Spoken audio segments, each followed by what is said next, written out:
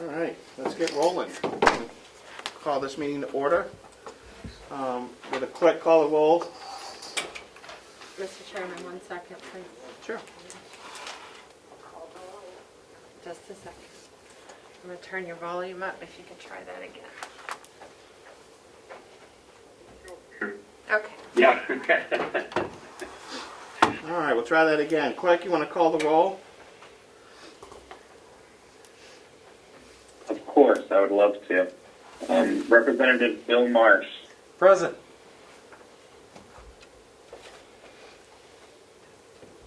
Oh yeah, he's here. I see you, Bill. Can you hear me? I can hear you now. Yeah. Okay.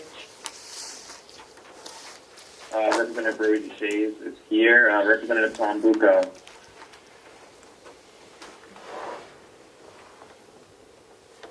Representative Bucco. So he's not here. Representative Cordelli. Here. Representative Crawford. Here. Representative Bill Nelson. Present.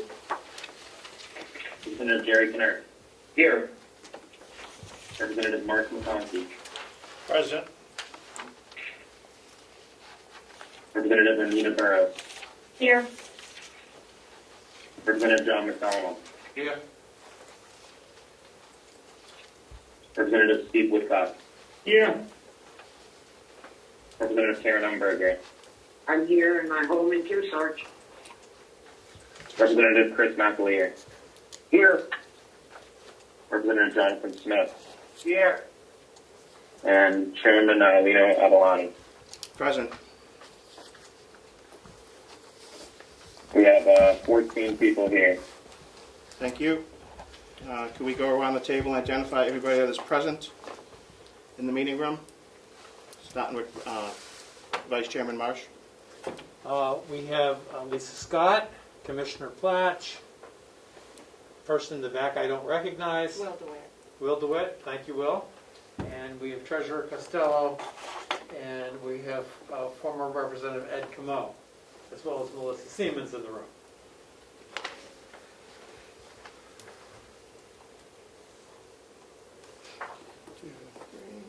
Do we need to identify who's on Zoom, Melissa, or is that just an add-on? I think it's just an add-on if you want it. I think Okay. you're okay.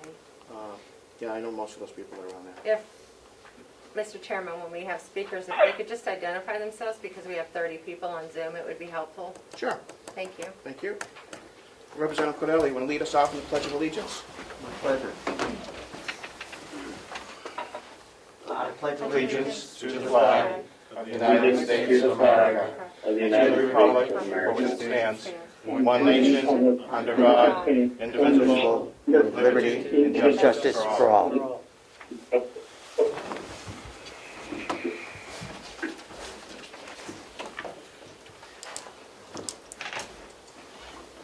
We're going to open the public hearing. And the purpose of these hearings. Mr. Chair, Representative Woodcock. thank you. Just really start, sorry to interrupt. Is it possible today to have whoever's in the room speaking into a microphone so we all can hear it? Not easily. There's one microphone that serves the whole room, and if we turn other microphones on, we get feedback. And you don't want that. Thank you. You're welcome. Purpose of this hearings is for the following: to receive public comment regarding issuance of refunding of bonds to refinance the current Mountain View Community Nursing Home bond, and to receive public comment regarding the issuance of bonds to finance a multi-year project for the archival restoration of the Carroll County Register of Deeds records. Do we have any public comment?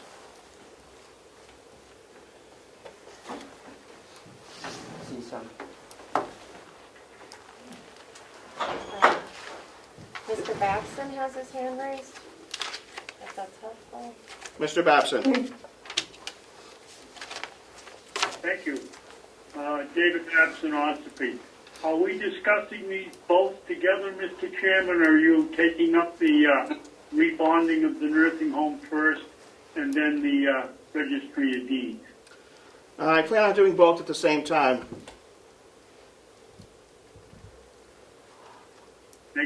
You're welcome.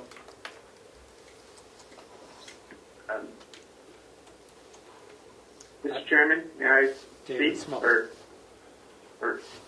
David Small. Mr. Smolin, could you just identify yourself for the record? Sure, David Smolin, I live at 59 Sidetrack Road in Conway.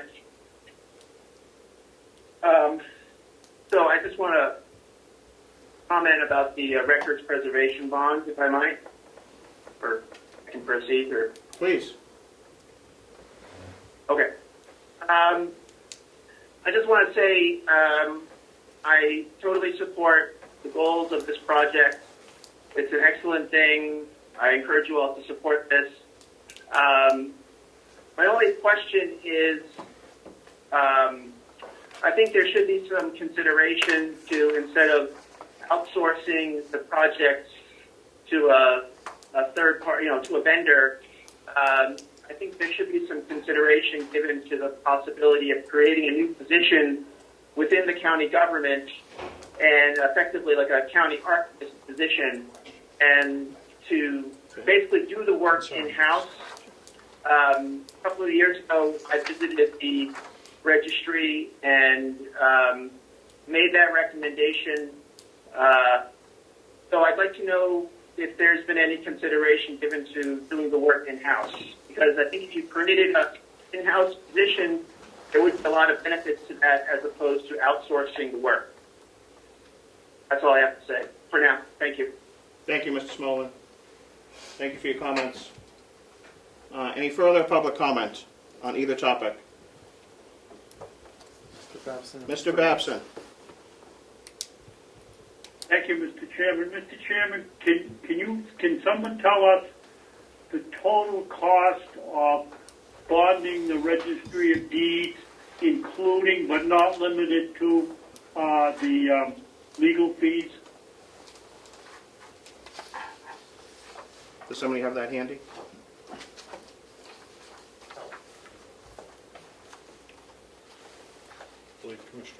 Mr. Chairman, how can we go forward with a bond if nobody knows what the bond is? Someone's going to reply to you, Mr. Babson. Just a minute. Would you like me to reply? Someone has that information. Yep, Lisa does. Lisa, yeah. Yes. The total cost of the bond. Correct. And identify yourself for everybody too. This is Lisa Scott, the Register of Deeds. I don't have the specifics on the cost. I believe that has to do with the interest rate, because that would be included in the cost. But the intent is to bond $5 million, which would capture all the costs, as well as do the restoration work.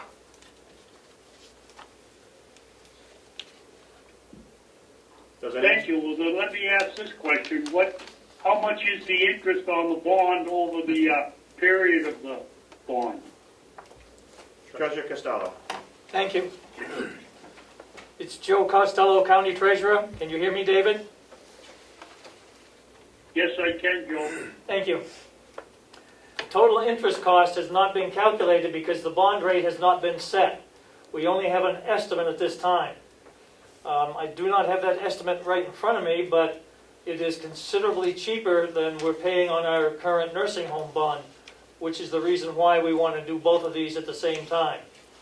Bond rates are starting to tick up, but we still feel that there's going to be a substantial savings in the long run to get this project done for the registry. Further question, Mr. Chairman? You have a follow-up, Mr. Babson? Yes, sir. Go right ahead. Do I have your permission? Of course. Do I have your permission? Okay. Well, if we don't know the interest rate, I thought this was a hearing to approve the bond or not approve it. How can we go forward when we don't even know what the cost is going to be? Treasurer Costello. Thank you, Mr. Chair. As I pointed out, we don't know the exact cost, but I can assure you this exact cost is considerably less than when we previously looked at this proposal.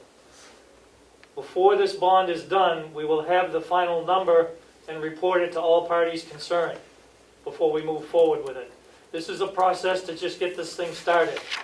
Thank you. Thank you. Representative McConkey. Other question, Mr. Chairman? Yeah. You have another follow-up, Mr. Babson? Yes, sir. Go right I'm ahead. trying to figure out what this public hearing is for then. Is it just to say, yes, we'll consider a bond? Or are we voting on a bond that we don't know what it's going to cost us?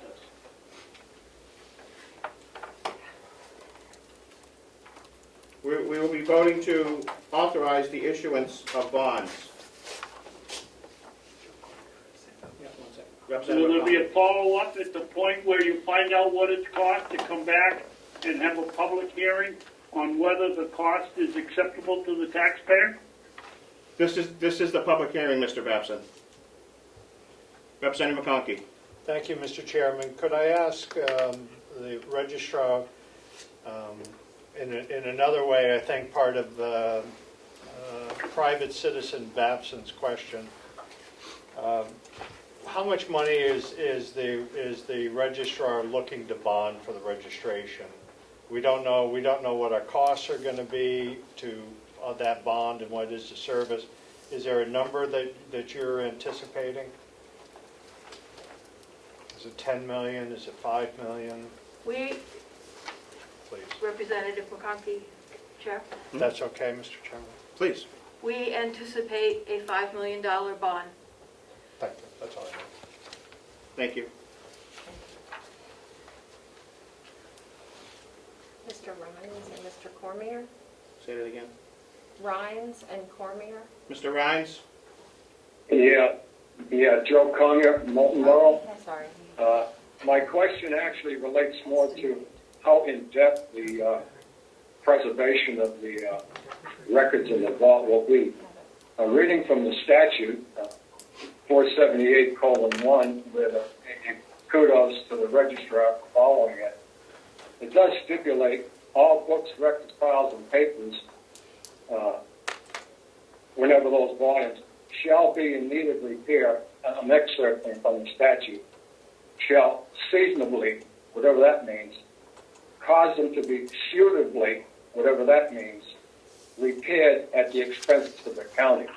Now, having done some title searches myself, what have you, I've been certified as a paralegal back in 1984. Not that I work at that line of business most all of my life.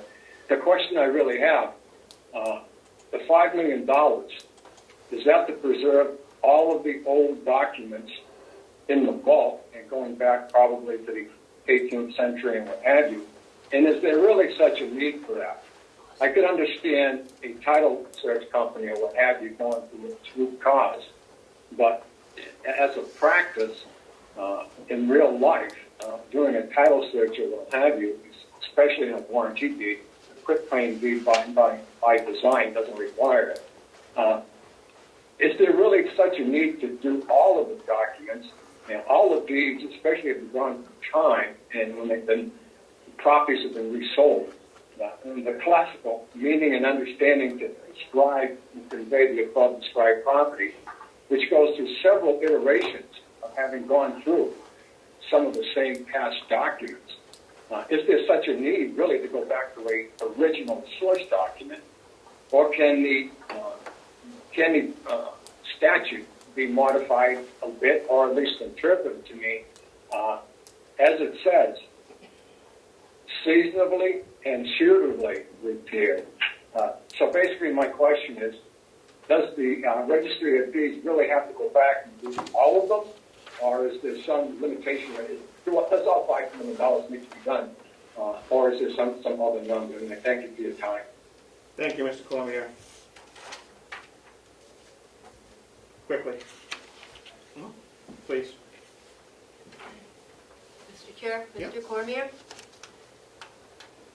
All the current land titles go back in time to the foundation of the old records, as you are aware, being a title abstractor. Oftentimes you find that the documents back in the 16th, 17th, 18th century provide the rights of ways or other easements or added benefits to your property. It's the source documents that are the most accurate and the most telling when you're doing a title search. Also, you referenced 478(1). There's also another statute. It's 2827. And it has to do with, it's making copies and authorizing copies of the documents. And then it says, but the originals shall also be preserved. The originals are what people need to go to confirm little specks and dots on an image that comes from having it scanned improperly or with a piece of dust on the glass. The originals provide that foundation that all our land records and all our good constituents' titles rely on.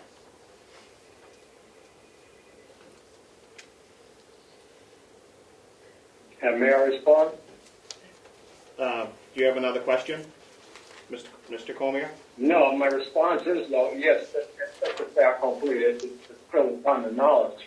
Still doesn't get to the point of where the statutes, as a matter of fact, brought up the statutes under 478. 478-18, right down to 42, have already been repealed.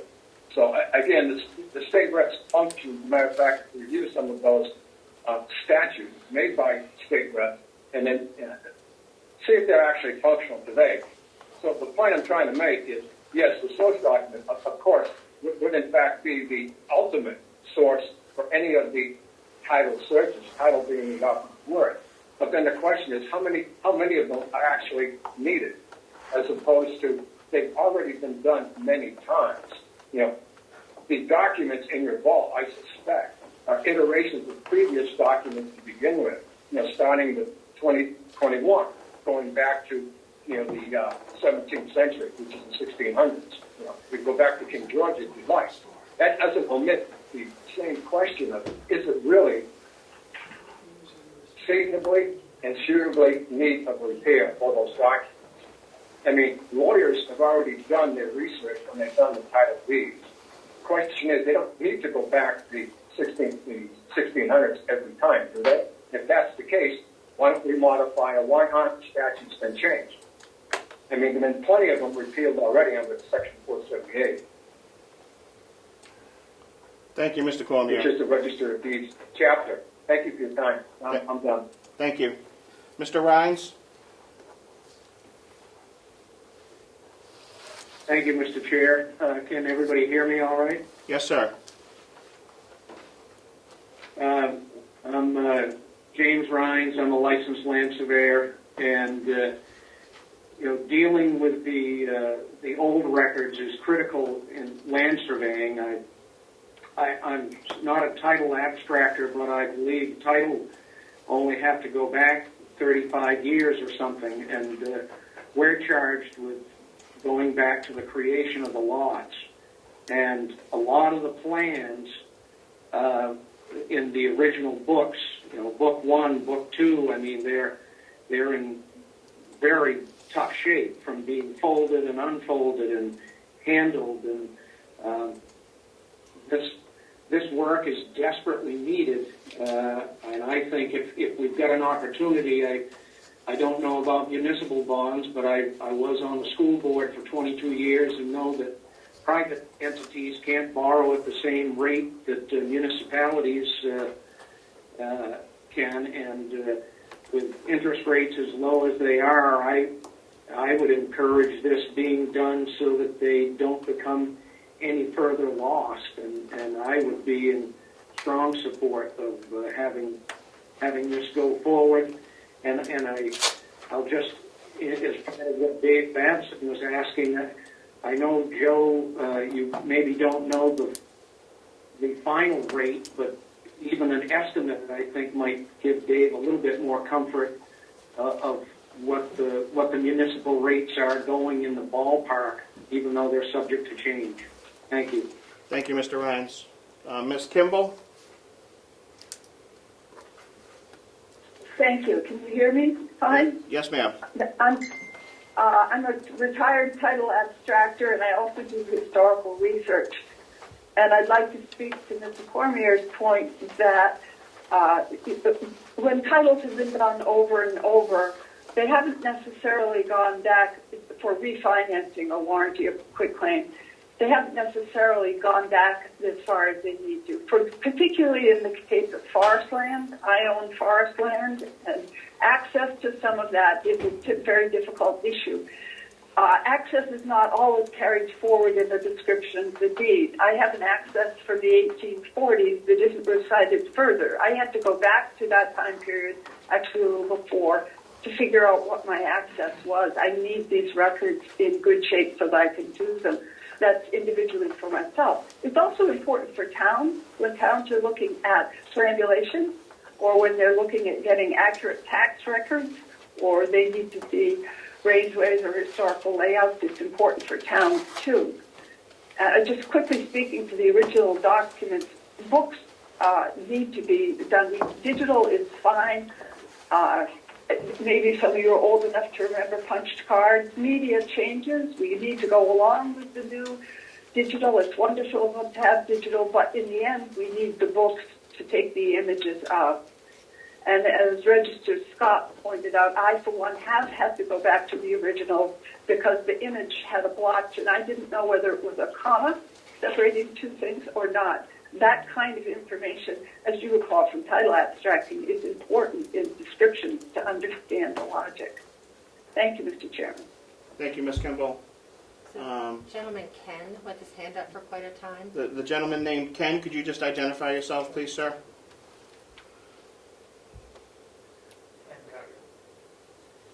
You have to tell him to unmute himself. And you have to unmute Mr. Ken.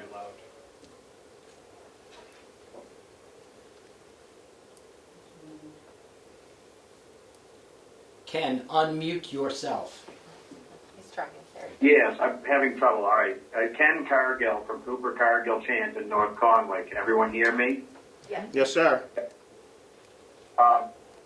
Just 4 quick topics I'd like to address. I'm an attorney. I've done many title examinations.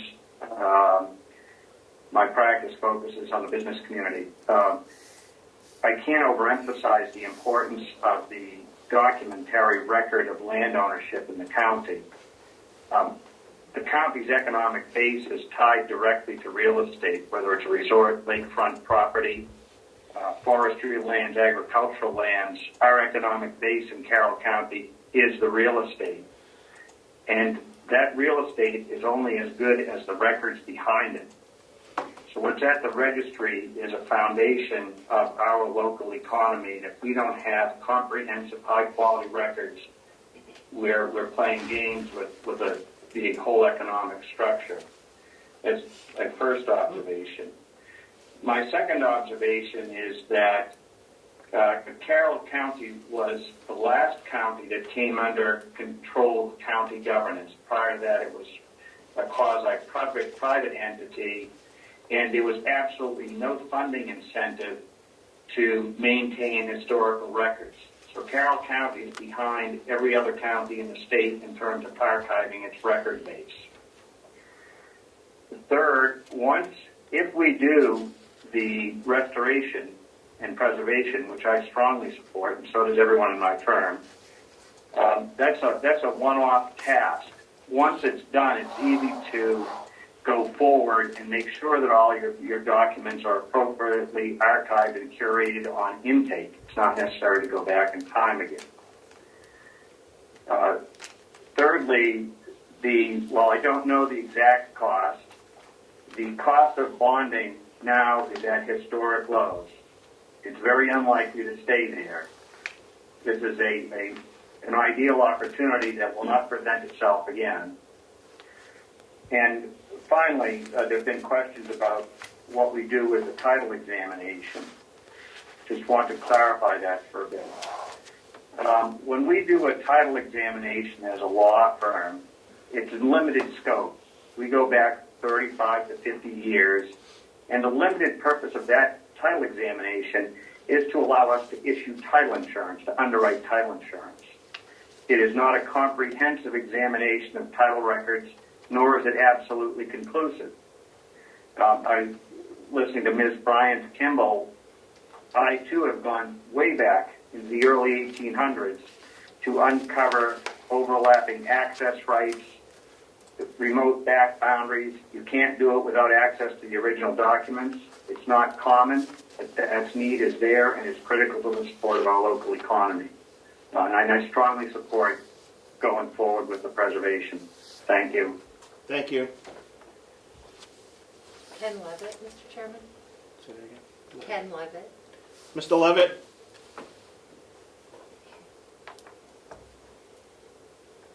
Tell Mr. Levitt to unmute himself. You're muted. Mr. Levitt, could you unmute yourself?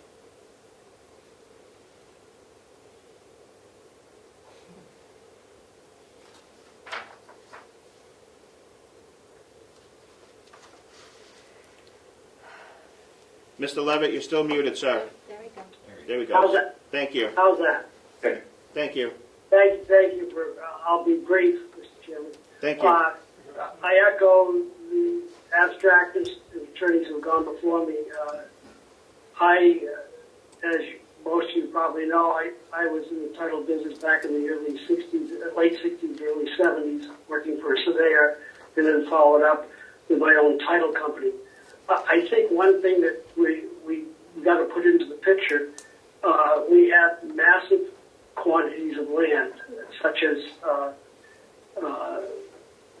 Castle in the Clouds, for example, most immediate, that have most of Ospey Mountain. Many of those lots have water rights underneath it, rights of ways, has value. Ospey Aggregates has a huge amount of land. As those properties become, the use changes and they become more valuable, I can assure you the record isn't the current record. The record is reflected in those early documents. These large tracts of land have changed hands relatively few times, and the details are found in the early records. If they're not maintained, we won't have access to those records. I also want to point out the paper record has lasted for 300-400 years and is now wearing out a little bit. Electronics can go overnight and they're gone. So the fact that we have that ability to preserve the early documents, they should be reserved for our future. Thank you. Thank you, Mr. Levitt. Any further public comments? Yes, Mr. Chair. If you want to go through everybody first. Please. Honorable Comeau, Ed Comeau. Thank you, Mr. Chairman, for taking my question. I would think that the New Hampshire Bail Bond Bank is actually not bail bond. Hampshire Bond. The New Hampshire Bond Bank is with us on Zoom. They should be able to give Commissioner Babson some quotations on prices. If this is a public hearing, I also would like to know how much it's going to save and how much it costs. Thank you. Thank you for your comments. Treasurer Costello. Thank you, Mr. Chair. I do have some information on the rates. Could we hold those until we get further public comments? Sure. Thank you. Any further public comments? Question, Mr. Chair. Mr. Representative Woodcock. Yeah, thank you. The first speaker, Mr. Smolin, presented a question to the registrar that wasn't answered, and I didn't know how you were going to process you're going to use Representative Line. So is it possible to have that question answered, please? All employment decisions go through the commissioners. We are not. That wasn't the question. Representative, the question was, had they explored the option of being an archivist on site as a way to upgrade this and then maintain documents and do a vast other things? And the question I think the gentleman provided was, he talked to Representative or to Scott a year or two ago about it, and wanted to know if there any thinking go into that process versus just outsourcing? So that's the question, basically. Anybody want to try that question? Registrar Scott. Mr. Smolin, I did take seriously your ideas. We looked into putting together an application. I looked into what it was that it involves to do the restoration of this work. And it involves having a chemistry lab with good ventilation. And it just didn't seem like the right thing for Carroll County to get involved in. It was such a big task that was so outside the parameters of what we do at the registry that I for one, I didn't see where we could do it and didn't see the need for it for just our office. There are a number of devoted restorers that do this, and their labs and the chemicals they use are not something I think we want to have in this building. So I did take your idea seriously. I think it's a great idea to be able to fund, to employ people in the county. And if we had somebody in the county who could do this job, that would be a different story. But as far as I know, we don't. I did appreciate your coming and helping us. Thank you. Representative Knurk, Can I just comment on that? Or you have a follow-up question? respond, or? Mr. Smolin? Well, I just want to say, I mean, no one's ever suggested to have a chemistry lab. I mean, I think if you did the work in-house and developed a long-term preservation plan where you identified short-term, medium-term, long-term goals, part of that work would be to identify materials that should be sent out to a conservator, because not everything needs conservation treatment. Not every object in your collection does this. And I just want to point out from my background, I worked 7 years at the New Hampshire Historical Society as a special collections librarian, and I've provided advice on preservation matters to organizations across the state. So I think what I was suggesting was, obviously you don't need to do that. You don't need a chemistry lab in your building, but the items that are of greatest concern in terms of their condition, you would outsource to, say, an organization like the Northeast Document Conservation Center. So whereas much of the materials really only need preservation work, which is more like proper environmental controls, proper material, proper acid-free boxes and folders, that kind of stuff. So that was really what I was suggesting. And if you had a person in-house, and you could hire, create the job in Ossipee, and I think probably and then you have a preservation budget, and then that person, your county archivist, could then manage that budget, working with the Register of Deeds, and then identify materials that could go out. You don't have to do it. You don't have to literally do the treatment or repair. And not only that, but you could also part of that, if you had a county archivist, you could develop a volunteer program where you recruit and train volunteers to do preservation work. So anyway, but again, I totally support the goals of the project, and so however you do it, I think it should be done. But I do think there are hiring a third-party vendor isn't necessarily the way I would do it. But I just live here, so thank you. Thank you, Mr. Smolin. Representative Knurk. Yes, thank you very much. Excuse me. The reason I wanted to speak is that at the last meeting, I brought up a question of digitizing the records, and I want to speak to this question to both clarify and also to pretty much retract what my concerns were. I had a long discussion with Brian Burford, who is the New Hampshire State Archivist, regarding the issues of digitization. And one thing we talked about was the admissibility of evidence, which Register Scott had commented about previously. And he said currently rules of evidence for primary evidence are the original document or microfilm. but the statutes are silent on the issue of digital. Secondly is the issue of conversion to digital. There are a lot of promises of digitization, but there are also problems we have to keep in mind. And one other thing is, we did talk about the change in the media as we go from the punch cards to the mag tapes to floppy disks and so on. And the issue is that you have to have, it's not a one and done issue. You have to constantly maintain this to convert the media every few years as things change, to make sure you have adequate off-site backup and so on and so forth. And you can't just send it to the cloud and assume it's going to be there later. The bottom line is we don't really have good experience with digital yet. What they're currently doing over in Vital Records, because the archivist is responsible, they're part of SOS, they're responsible for Vital Records. And for example, since 2000, none of the Vital Records are on paper. So they're in the process of trying to digitize it so we don't lose that data with backup. And what they're currently doing is a thing called an archive writer that puts it on microfilm. So you have your digital record, but you have a microfilm as a backup, because the microfilm should last for 500 years. The other point, of course, is paper, as somebody said earlier. Once you preserve it properly, you go back in 100 years, you can pull it out, and you've got it. The digital, again, it's not a one and done like that. You have to go back every few years and change it, update it, make sure it's good media. The other thing is, for the other state reps, I brought up that question about should we be addressing the statute, because the statute's silent on digital. The bottom line is it is too early to do that because we do not have enough experience with digital.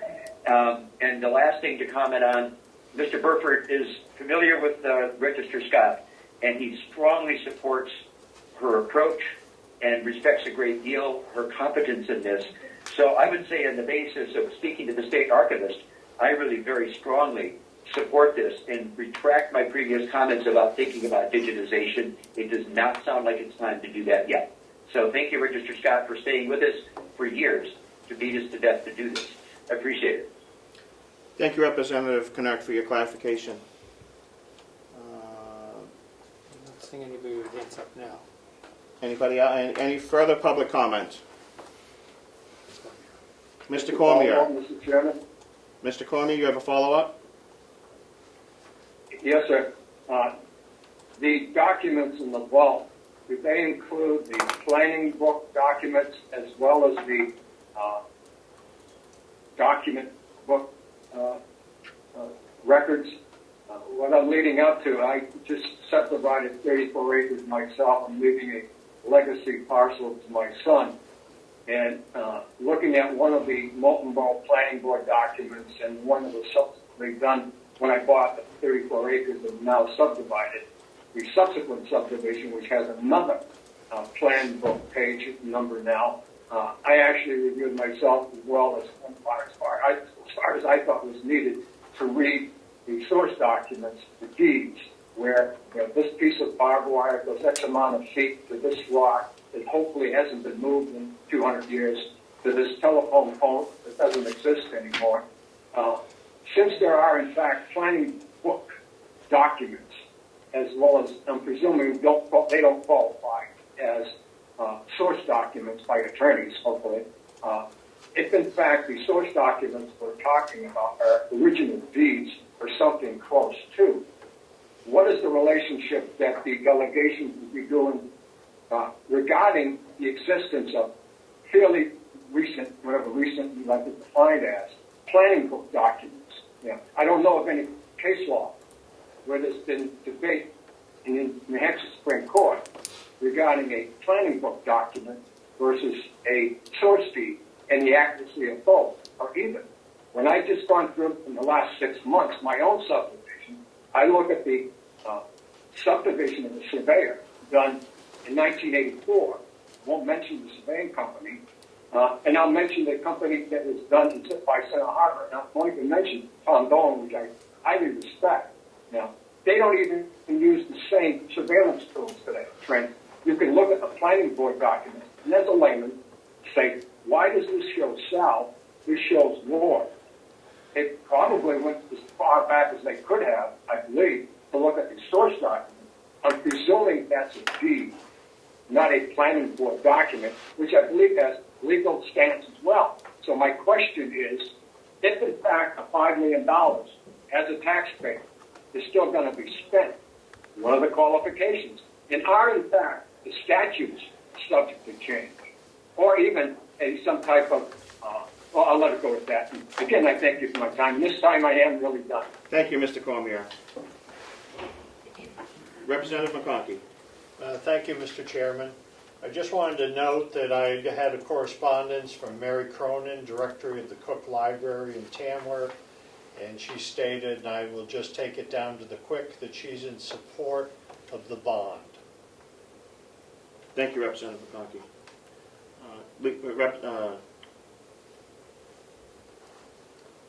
Any further public comments? Doug Burnell.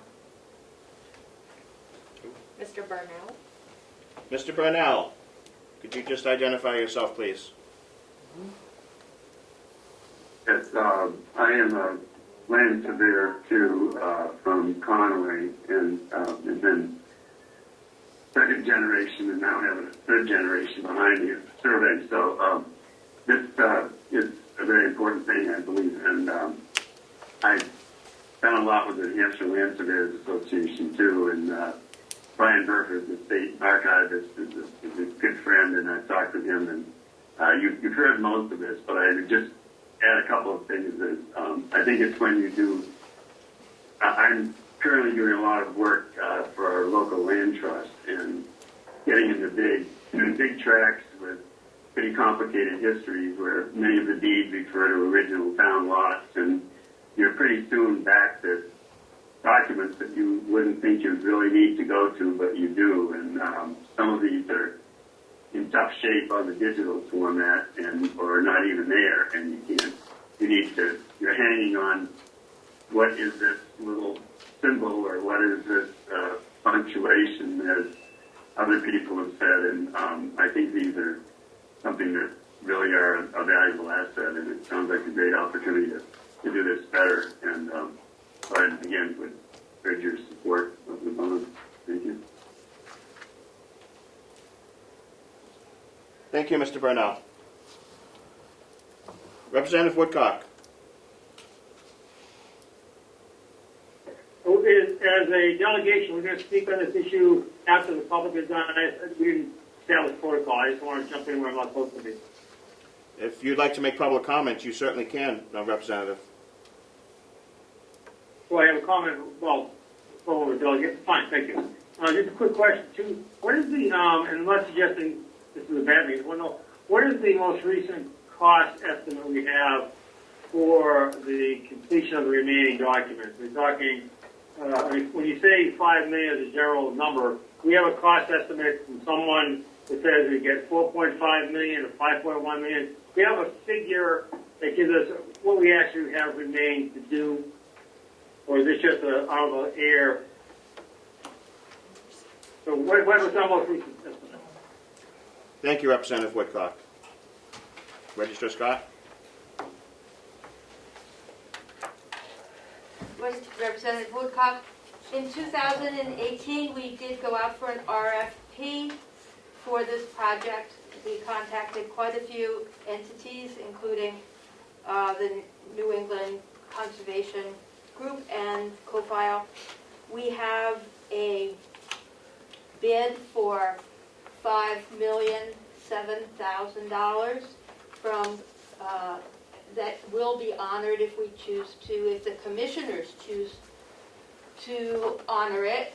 I believe all those details are on the plate of the commissioners as managers of how the project goes forward after the delegation approves the conceptual plan. We have restored some of the documents on that bid, but that bid did not include the plan cabinets that will need to be purchased to house the restored plans. So I believe the $5 million is adequate to cover the whole project, including the attorney's fees and the plan cabinets and the roller shelving for the deeds. I have that specifics on that. I believe I did give it to Representative DeShane, and would be glad to go over it with you at any point in time. to the follow, Mr. Chair. Go right ahead, Representative Woodcock. Thank you, Mr. Chairman. Mr. Scott, so the money that was put into restoration last session, that work has been completed. And I don't recall if that was 300 or 600,000. Is that to be subtracted from that 5.7? Or is that, I mean, how much work has actually been done out of that initial money that was allocated 2 years ago? Well, back 5 years ago, the quote that I was given was $6 million. It did not include microfilm. The first 100,000 in the first year went exclusively to microfilm. Second year, $100,000 was spent on restoring some deed books. The third year, $300,000 was spent on restoring deed books. This past year, it was dropped because of the unknowns of COVID. We started at 600,000, went to 3 to 350, and then we ended up at 100,000, which was spent on deed books plus one plan. And the intent is to finish up the deed books and to go forward with the plans, which are the majority of the cost. They're in the worst shape right now. Okay, so the money, if I may, Mr. Chair, so the money has been expended on the micro station, the deed books initially. That's all taken out of the last budget session. There was no balance there, and you're saying that 5.7 million really is too much. It's only 5 million. Is that what you're saying? Well, I'm saying on the initial 6 million, you take out what we spent, but in that 6 million, there were more documents than on the second quote I got, which was in 2018. So it's complicated, and I have all those details. There were certain things on the 2018 RFP which we didn't include because I wasn't sure if the paper was acidic or not, and since have had the papers analyzed. For instance, the index books from 1970 to 1989, I believe, are all acidic paper. Apparently 1986 is when the papers started all being non-acidic. So those aren't on the 5.7 million, but they were on the 6 million. While we're doing the project, I'm putting them back in to do everything that has acidic paper to get it all de-acidified. And like I say... The bottom line question is there any money still in reserve that hasn't been used in the last section's allocation? That's the bottom line. No, nothing. And how much is that? There is nothing in reserve right now. We've spent everything that's been allocated. Okay. Thank you, Representative Woodcock. Thank you very much. You're welcome. Thank you, Representative. Yep. Representative Teixeira, you have a question? Not a question, more of a public comment, but it can wait until we discuss the overall bond if we're going to go into a regular kind of discussion at the delegation. Okay. Thank you. Any further public comments? Mr. Yes. Mr. Babson. Thank you, Mr. Chairman. Mr. Chairman, since we've had 1 or 2 or 3 different figures of what this is going to cost, I would recommend that the delegation table this motion until somebody can come in and tell us what it's going to cost.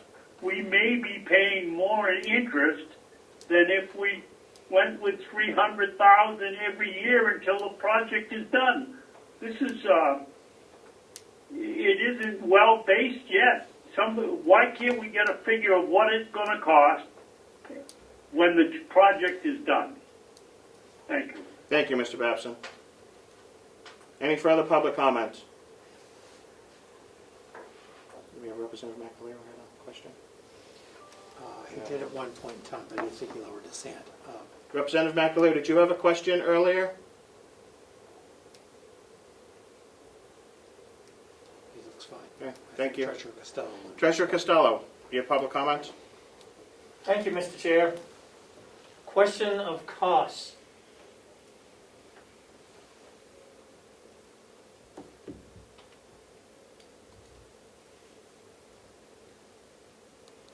Hold on just a moment, please. So, we do have a quoted number of 2%. And we also have another quoted number of 3.58%. Looking at the last bond that the New Hampshire Municipal Bond Bank did, they did $34,160,000 in tax-exempt municipal bonds, which were a total of 8 towns, cities, village districts, etc. The true interest rate on these loans for 5 years was 0.74%, 10 years 0.81%, 15 years 1.32%, 20 years 1.58%, and 25 years 1.76%. Our estimates have been based on 2% and 3.58%, which are both considerably high based on the current markets.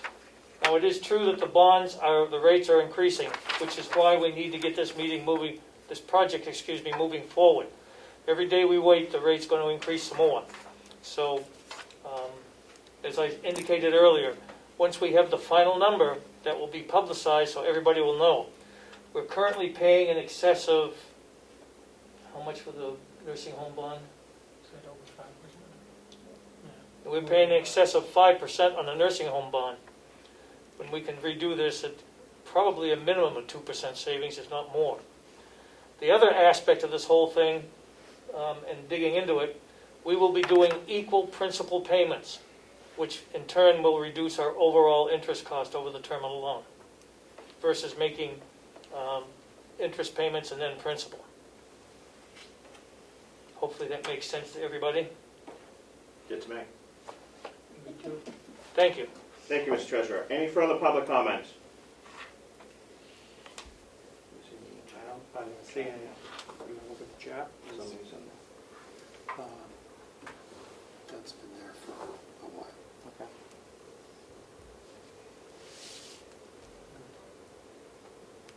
I don't see any further comment. Seeing no further public comment, I'll close this public hearing on the nursing home refunding of the bond and the Carroll County Register of Deeds bond to finance their project. I will open for a bond resolution and discussion. Representative Marsh. Yes, Mr. Chairman, I make a motion that the delegation approve the resolution which was distributed entitled Refunding Bonds Resolution Request to Convention for Authorization. This deals with the nursing home bond. Somebody's unmuted. Go right ahead. I'll second the motion. Thank you. Discussion.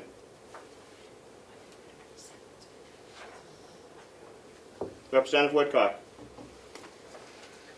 Thank you. Just Mr. Costello, I missed you didn't say, or I missed it. Probably I missed it. What is the total remaining debt at the nursing home, please?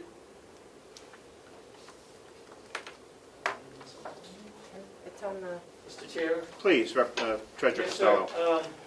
The total balance, and this is an approximate number because once again I do not have the exact number in front of me.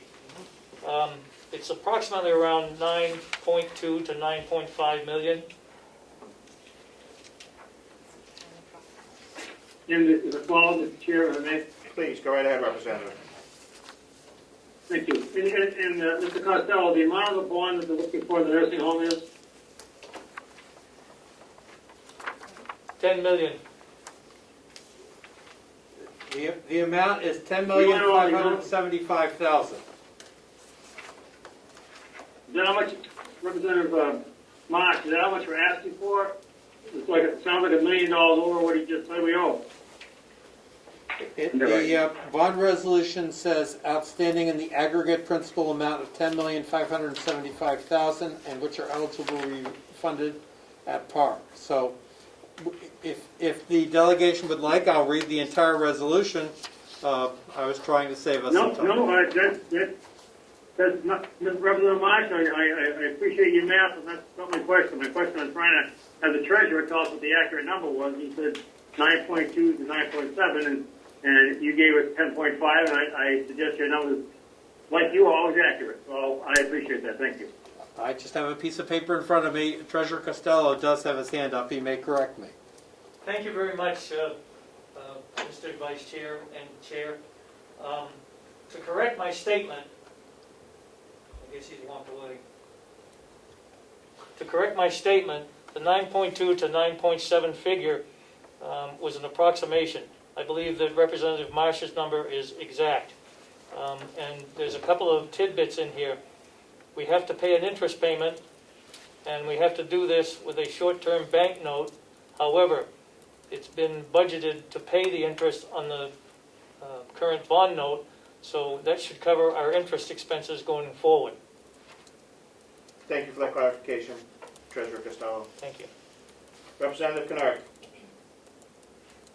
Yes, thank you very much. Just a quick question, which I think Treasurer Costello could answer for us, and that is, in terms of the bonding for the deed restoration project, would we have a prepayment penalty? And the reason I ask that question is, if the work actually came in under budget, or if it went more quickly, or if it turns out that we do use some in-house work and it makes it cheaper, so we didn't need to use the full $5 million.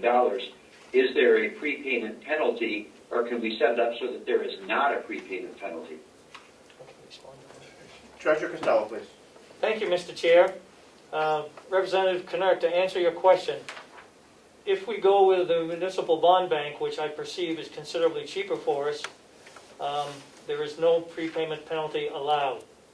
So the other issue is, because of the rates of these things, I would anticipate the county not wanting to prepay, but to use those dollars for something else. Okay, thank you very much. Wow. Yeah, that probably wouldn't go over too well. No, I understand. It will be, I think you get my drift, it will though. be spent. Yeah. Yes. Thank you. Any further questions on this resolution?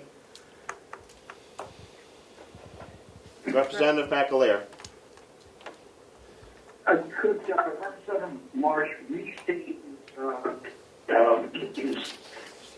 his version? He came back scrambled toward the end of it. I just would like him to restate it. Yes. Mr.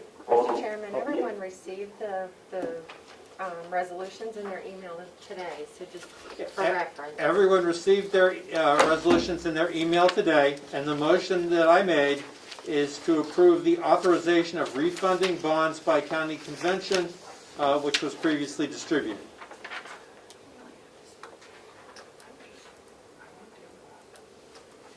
Does that answer your question, Representative McAleer? Thank you. Any further discussion on this resolution?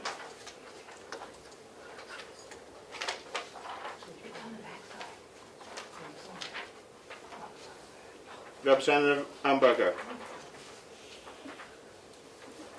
Thank you. Are we voting on these together or separately?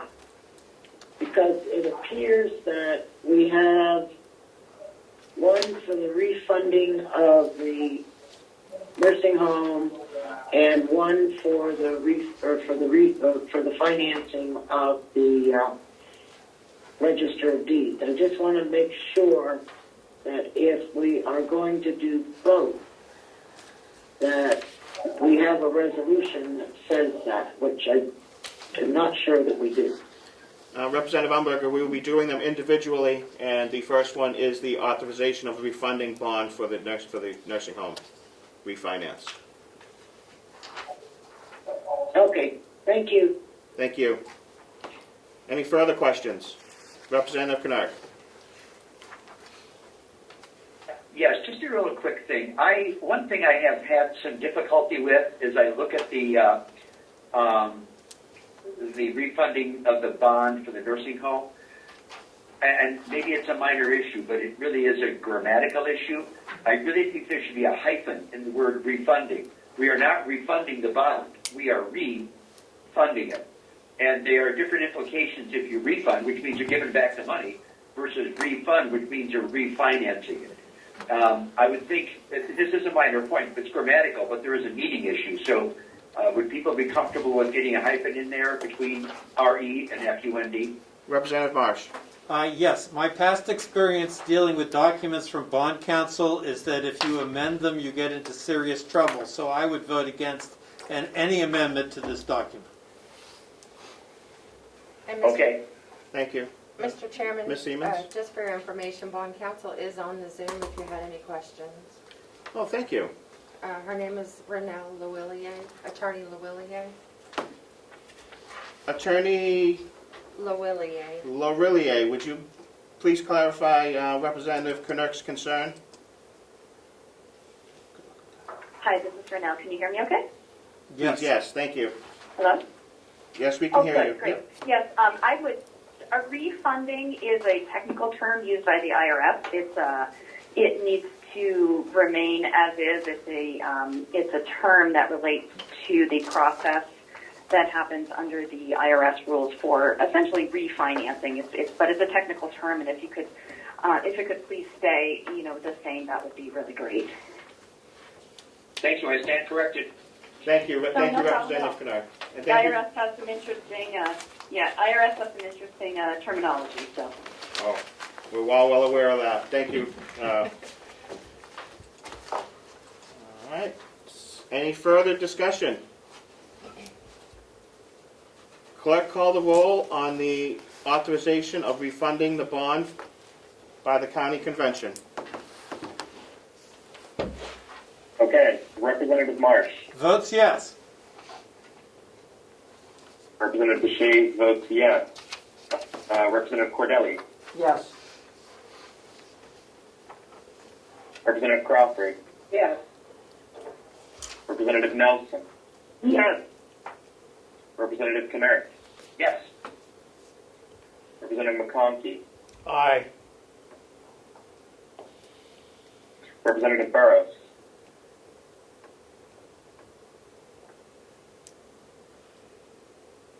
Representative Burrows. She might have had to step away. Yeah. Representative McDonald. Yes. I'm sorry, did you hear me say yes, Representative? I did not. Representative Burrows, how do you vote? Yes. I vote yes. I'm sorry you couldn't hear me. That's perfectly understandable. Representative Okay, Woodcock. thanks. Yes. Representative Umberger. Umberger votes yes. Representative McAleer. Yes. Representative Smith. Yes. Chairman Avalani. Yes. The motion passes unanimously, 14-0. Thank you, Mr. Clerk. Representative Marsh.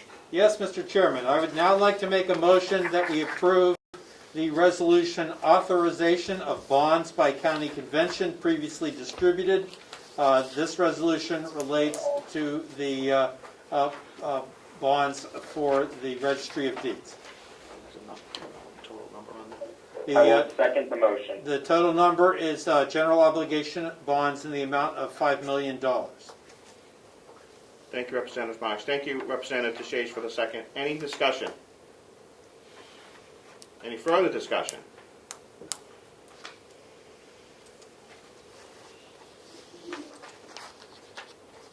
Seeing none, Clerk, would you call the roll, please? Of course. Representative Marsh. Yes. Representative Deshays votes yes. Representative Cordelli. Yes. Representative Crawford. Yes. Representative Nelson. Yes. Representative Knerk. Yes. Representative McConkey. Aye. Representative Burrows. Yes. Representative McDonald. Yes. Representative Woodcock. Yes. Representative Umberger. Votes yes. Representative McAleer. Yes. Representative Smith. Yes. Chairman Avalani. Yes. The motion passes unanimously, 14-0. Thank you, everyone, for attending the public hearing, and thank you, everyone, for their comments and consideration for these topics. We'll move into our regular agenda items. We're looking for a motion to approve the minutes of March 10th. Representative Marsh moves. Thank you, Representative Umberger. Representative Marsh is the second. Any discussion? I think that was Representative Woodcock, Chairman Avalani. Doesn't matter, Karen's fine. Yeah. However you guys want to do that is fine with me. Any discussion on the minutes or anything? I'm putting down Representative Woodcock. Thank you. To change?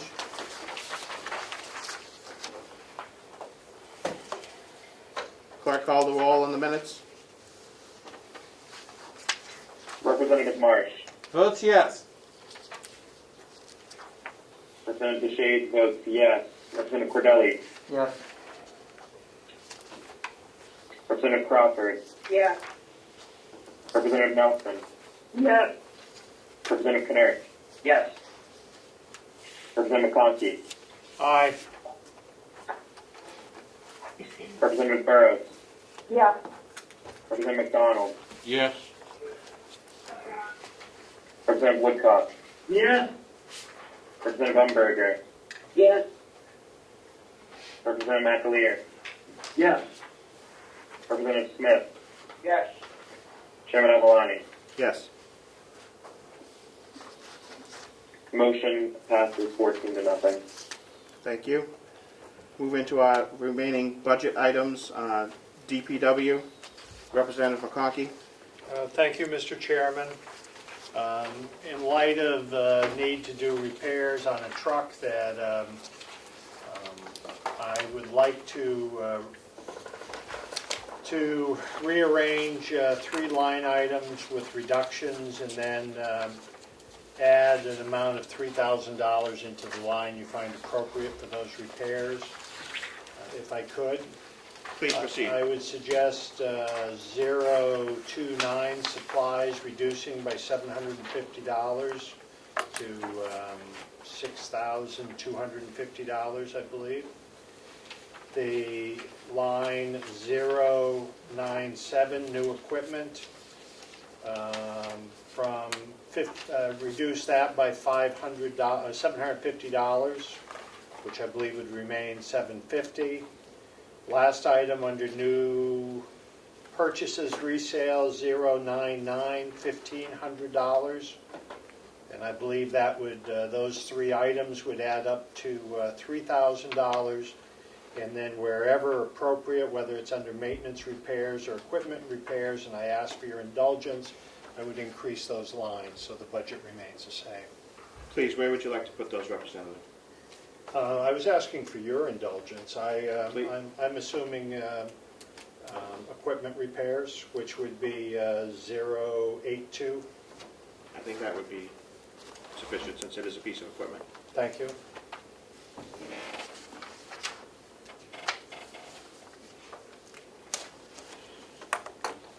So that final line would be 10,750. Yes. So there'll be no change to the bottom line, just a Correct. reallocation. Correct. Thank you. Has that been noted? Thank you. Do we have a second for Representative McConkey's? Second. Thank you, Representative Marsh. Any further discussion? Representative Woodcock. Thank you, Representative. Just a question to Representative McConkey. Did the DPW director make these recommendations on areas of transfer? If I could, Mr. Chairman? Please. No, I did those as adjustment from the subcommittee. Is it possible to hear Mr. Chair follow up? Please. Since we don't know what the impact of these are, I'm not suggesting they're wrong, but I'd like to hear from the chair of the DPW, because there was some amount of dialogue last time about maintenance and repairs of vehicles and purchase of vehicles and those things, so we should hear the departments speaking on their behalf. Will, you want to step up? Yes, sir. To answer your question, Representative, which I think was a good question, I don't really know where the $3,000 figure came from. I think that was just a made-up figure because I went out to 2 different body shops and got estimates on the truck to get it fixed, to repair the, which is our most pressing problem, is the floor of the truck, which allows carbon monoxide to come into my employees and myself as we're driving it. That came up to $4,500. The bed has gone. Both places told me the bed is gone. The cheapest route to do that would be put on a flatbed if we want to go this route, which would be $3,600. And then tires are gone on that truck, pretty close. We have $1,000 for government pricing on that. The sander needs a new gearbox and some bearings. We're looking at about $1,000 there. So I came up with an estimate of $10,500 to properly fix this truck for inspection, which would hopefully get us through maybe two or 3 years if we're lucky and nothing else goes wrong. So I'm not sure where the $3,000 estimate came from Representative McConkey. I haven't been to any subcommittee meetings that I've been aware of. As far as these line items, the one that I have the most problem with would be the 029. I think that should stay at the $7,000 range, and I would compromise. Not that I think $3,000 makes up fixing the truck, but we could take the other amount of money maybe out of the purchase resale line item. And then I would also suggest, and it's just my suggestion, would be instead of this $3,000, which I disagree with, instead of putting it into the equipment repairs, I would say we should put it in 073, which is vehicle expenses, because that is where we tend to put all the pickup expenses every year in that line item. So if we're going to add money in, I think that would be the more appropriate one. But if you want to have any equipment expenses, I can spend it on either line. Follow up, Mr. Chair. Representative Woodcock. Thank you, sir. Just a question to the director again. Is this the same truck that we talked about last meeting where you were recommending a new vehicle and Representative McConaughey was talking about how they do it down there on the farm? Is it the same truck? Yes, sir. So we had a price of $52,000 last time we discussed it, and it was voted down. That was an estimate from last fall. Since then, I've gone to Grapponi's and I've gotten a new estimate for a truck, sander, and plow. And we're looking at $46,000. So, and then I got estimates for $10,000 to fix this truck. Obviously, my suggestion would be that we reconsider getting a new truck. But if we're not, I need to fix the truck that we have properly. At least that amount of money. Thank you, Mr. Chairman. Thank you, Representative Woodcock.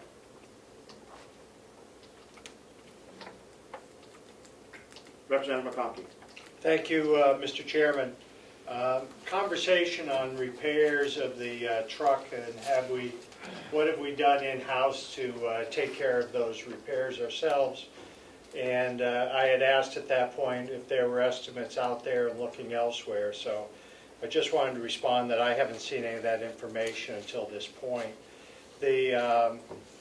I'm thankful that the director has gotten a couple quotes. I'm still not of the mind that we need a new truck. I'm still of the mind that we have a perfectly good 1-ton sitting out there that could be sanding. I am more than happy to arrange extra expense to go into vehicle expense line 073, and if the issue. And I guess I'll stay by my motion where I am, except the money would go into that line. And stay in 082, or do you want it in 07? I'd put it on the request of the director into 073. Okay, thank you. I think we could just make that change without a new motion. Okay. So line number 082 would remain at 7750. The 073 would increase to 7,000, but still no change to the bottom line. Is that correct, Representative McConkey? That would be mine, and if it turns out that the repairs, I would suggest another. It's the director's department, but I would certainly suggest that we look at some auto body people that are here in this area instead of going to Grapponi on that. And if it turns out that to replace the floor, which was the urgent need, carbon monoxide, which I can tell you quite honestly, we handle with tin and so forth on my shop. If more money is needed for safety, which I'm totally in agreement with, then look to the budget, make an adjustment, and bring it back to the special committee. Thank you, Representative McConkey. Representative. Representative DeShays.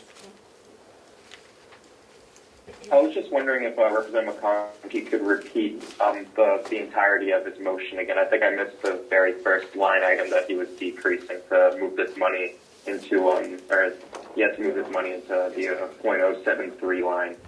Representative Marsh, could you clarify that motion? Yes, the motion as it stands right now is to decrease line 029 to $6,250, to increase line 073 to $7,000, to decrease line 097 to $750, and to decrease line 099 to $1,500, for no net change in the bottom line.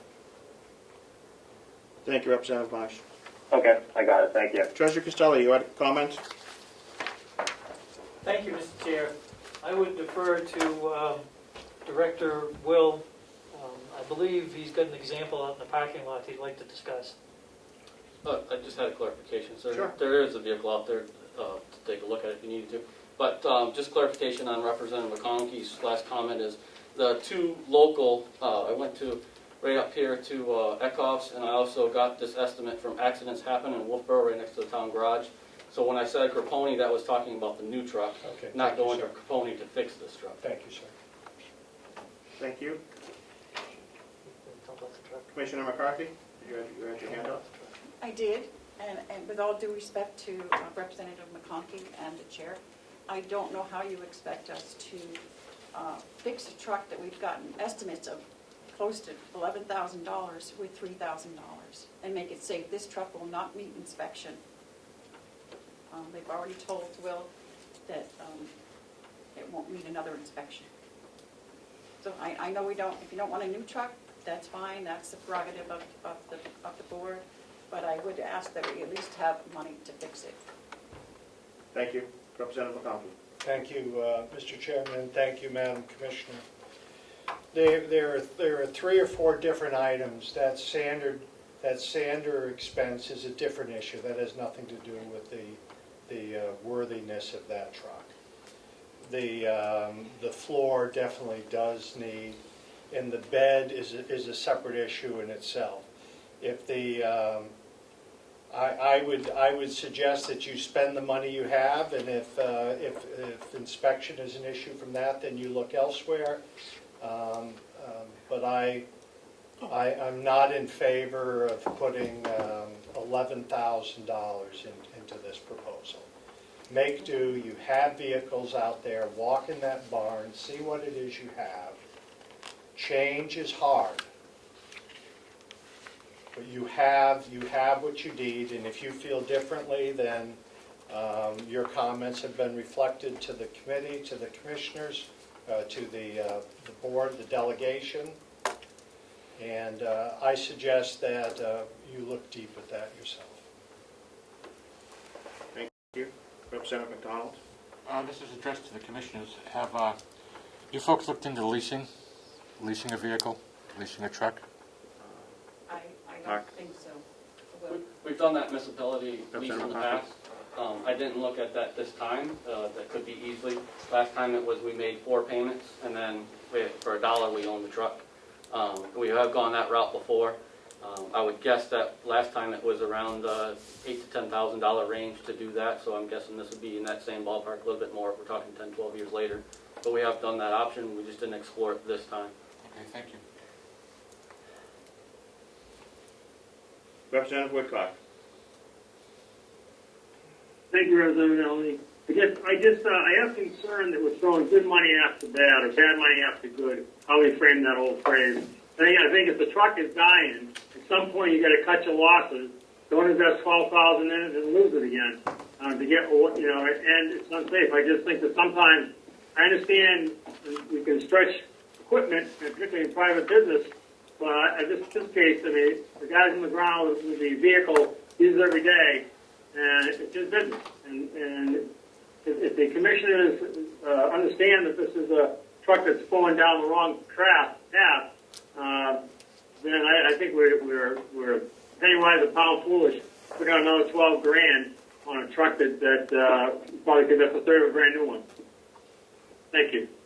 Thank you, Representative Woodcock. Representative DeShays.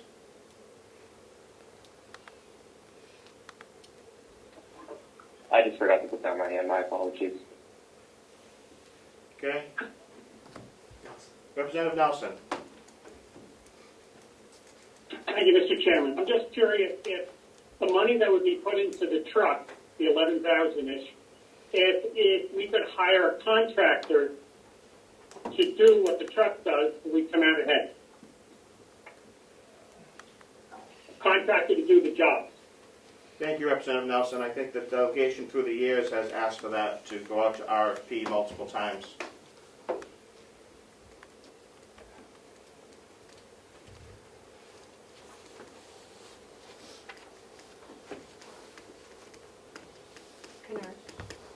Representative Knurk.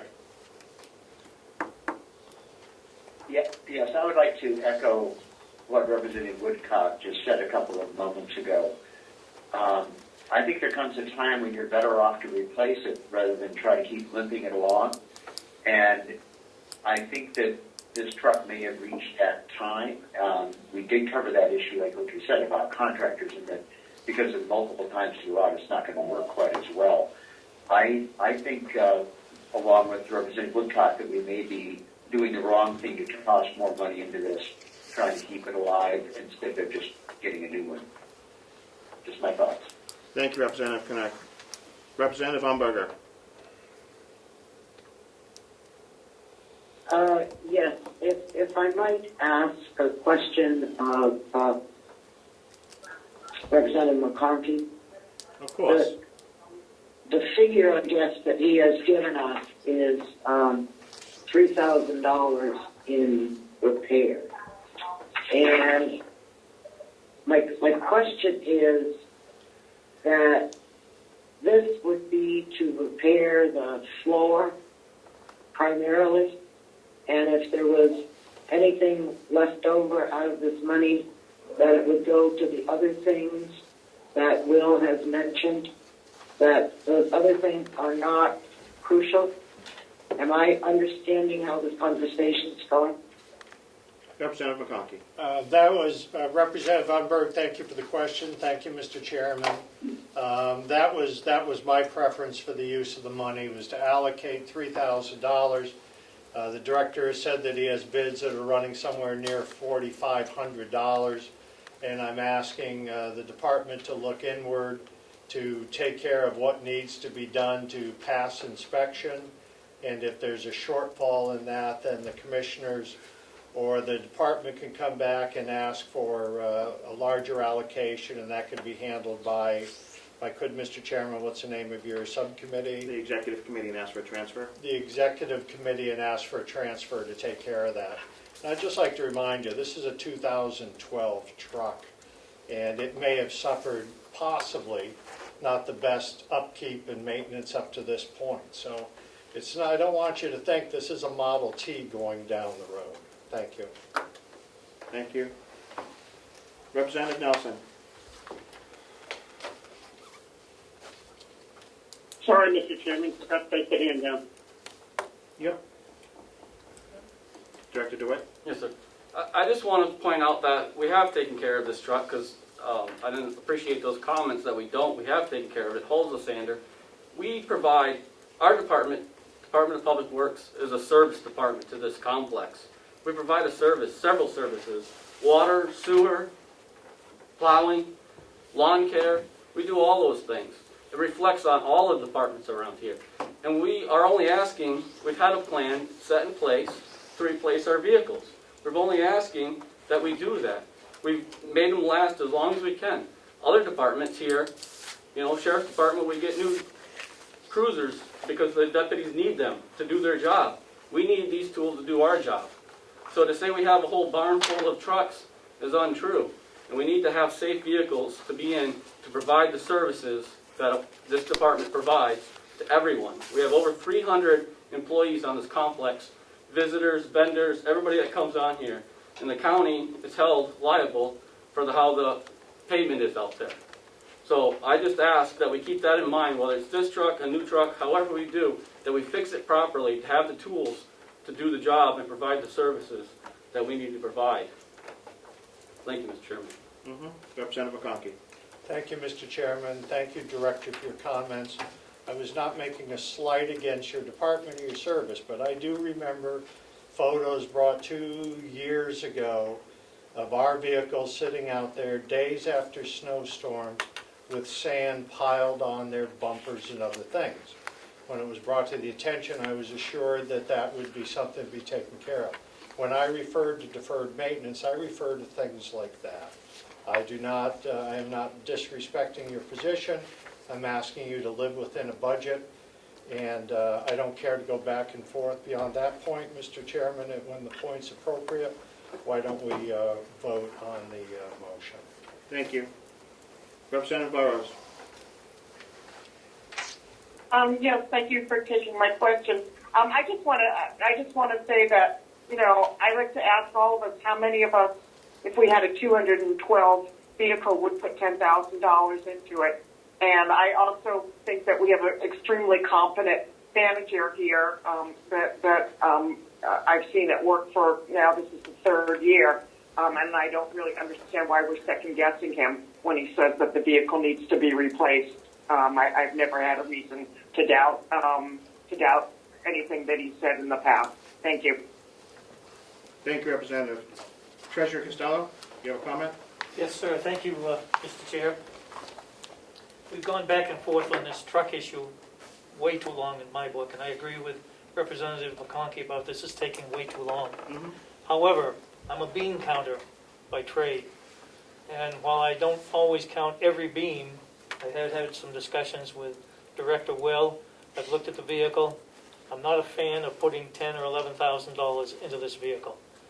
I think he's getting a pretty reasonable offer for a new one, which I think is appropriate. I don't want us to go back to the days of the World War II generator. I think we need to keep our fleets up to date and modern, just like the Sheriff's Department does.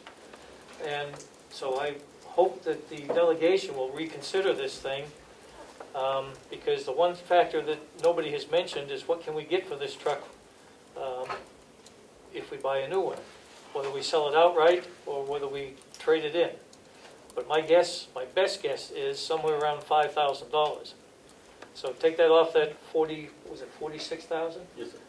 You got a $41,000 purchase price, and you got something that's going to last you for 5 years. Break that down by year. Thank you. Representative McConkey? Thank you, Mr. Chairman, and thank you, Mr. Costello. I think Representative Burrows had asked the question, and I think you just have to take a drive down to your town garage and look at the age of your trucks, and many of them are still running internationals in years that are above and beyond that. I guess my first question is to the director, and it'll be quick. The 1-ton truck that's in the barn, does that have a sticker on it? Yes, sir. Okay, so we have a truck sitting in the barn, which I'm referencing, which is a 1-ton truck that has a plow and some other things, that is registered and able to go to work. We keep forgetting that, and if I could just ask, what's the age of that 1-ton truck? 20 years old, sir. 20 years old. Barely hanging on. Barely hanging on, thank God. I could take you to contractors all around this town and show you how long a truck can be maintained. The delegation can do as they wish. The treasurer can do as he wish. The item of the new truck is on the capital side of expenditure of this, isn't it? And Mr. Chairman, thank you, and this is on the budget side. I suggest that we move on, and if we want to hear appeals for the truck or someone wants to reconsider that, we do it at that place. allowing money here for repair. Thank you, Representative McConkey. Representative Cordelli. I'll pass for now. Thank you. Any further discussion?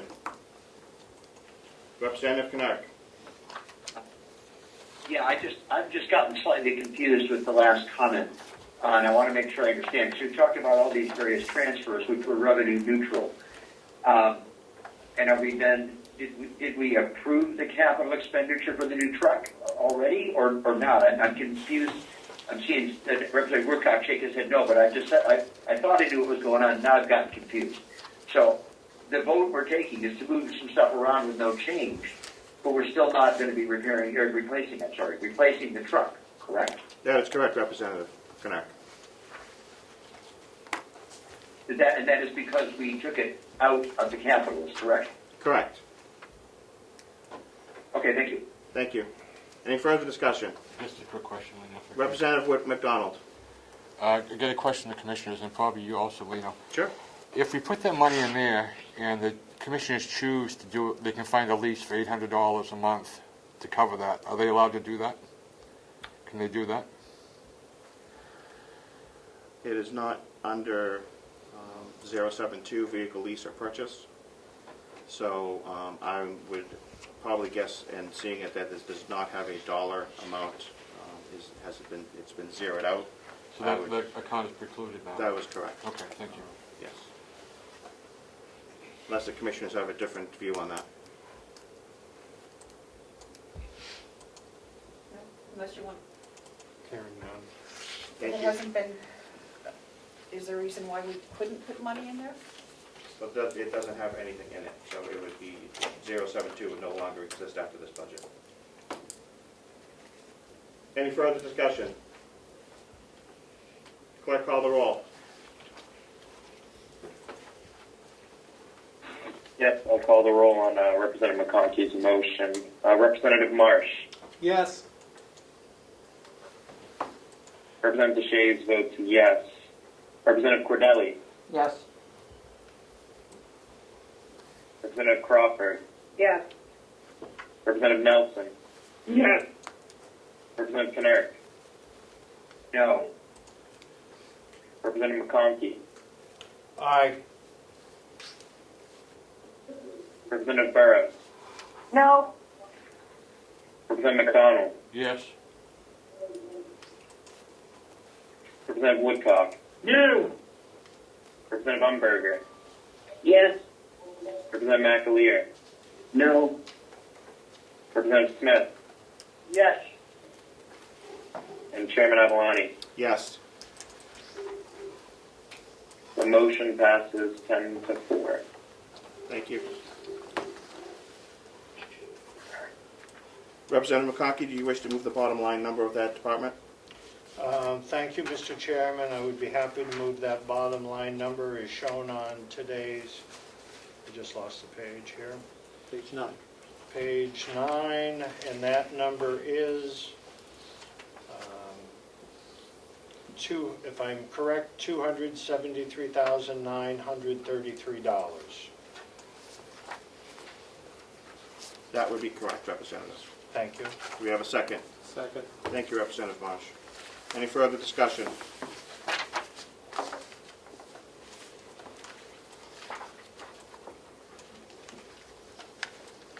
Clerk, call the roll.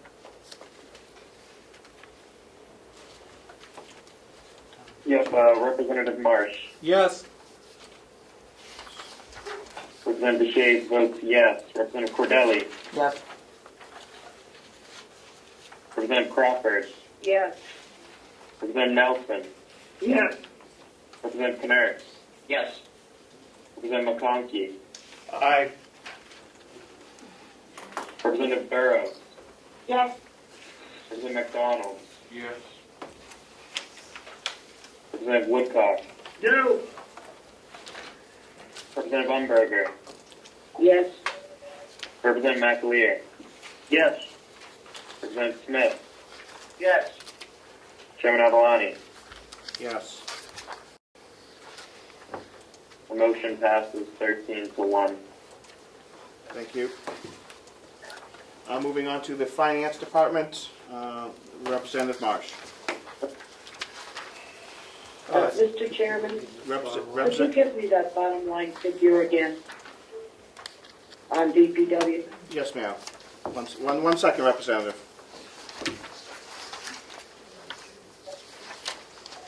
$273,933. Thank you very much. You're welcome. Please. Yep. Thank you, Mr. Chairman. I would like to move the bottom line for Section 4105 Finance in the amount of $415,901. Thank you, Representative Marsh. Do we have a second? Second. I'll second. Thank you, Representative McConkey. Any discussion? Representative Cordelli. Thank you, Mr. Chairman. The budget includes a 007 salary line for the CFO. We currently do not have a CFO. The county is looking for a CFO. I was wondering if we might see some savings in that salary line based on the fact that we have not had a CFO for 3 or 4 weeks, and probably will be a short period of time before we have a new one. And I believe that that salary line equates to approximately $7,800 a month. So I'm wondering if we could reduce that by a couple of months to save some money in the bottom line of the budget.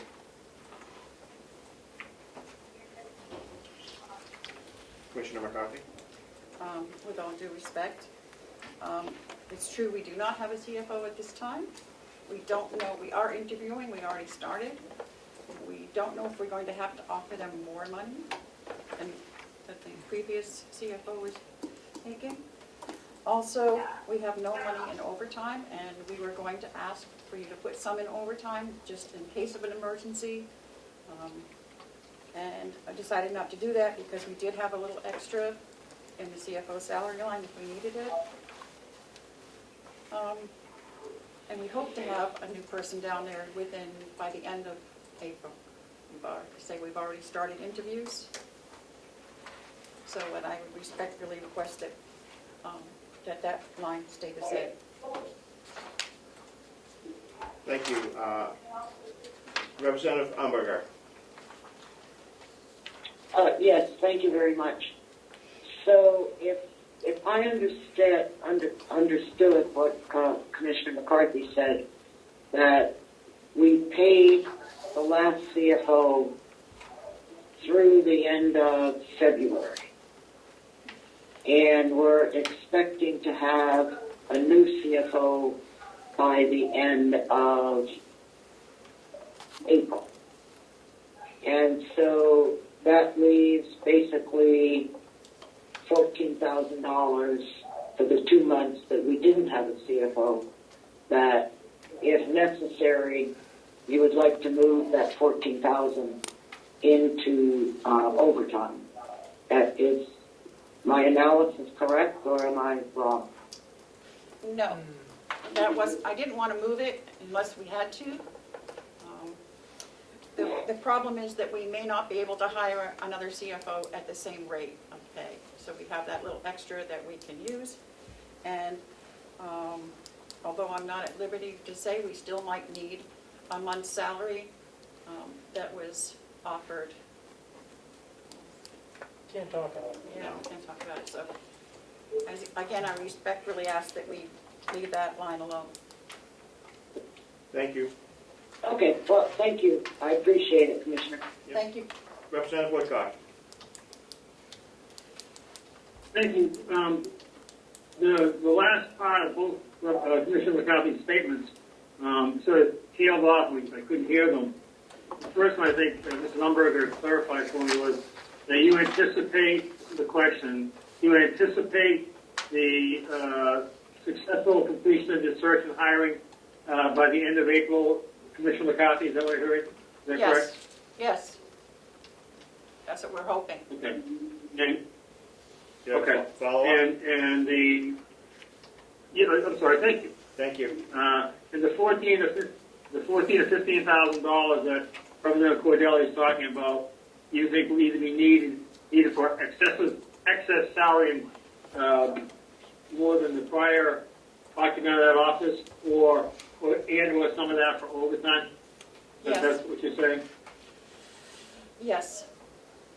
We Got may it. not be able to hire someone at that rate of pay. We're, have several that have opted. Okay, so one, Rate of pay. thank you. One more, if I may, Mr.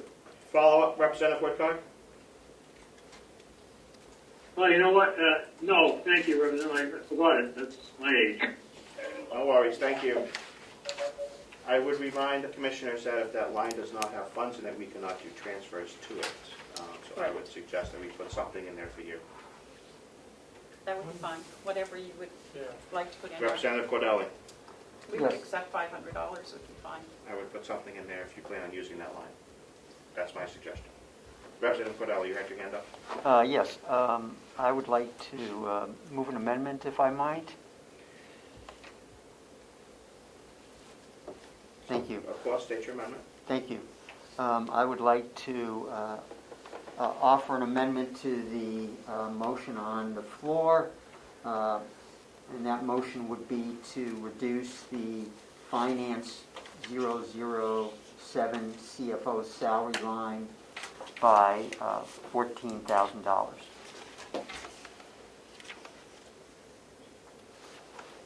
Do we have a second? Second for discussion? Thank you, Representative McConkey. Any discussion?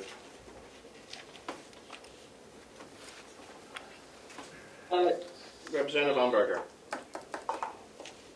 Yes, sorry, I couldn't get my hand up. Would Representative Cordelli think about amending his motion to put $300 in overtime? Representative Umberger, the amendment was to reduce line 007 by $14,000. Right, I know that. But I'm just saying, could he amend his amendment to put something into overtime, reducing the 14,000 to some other number? I mean, that's...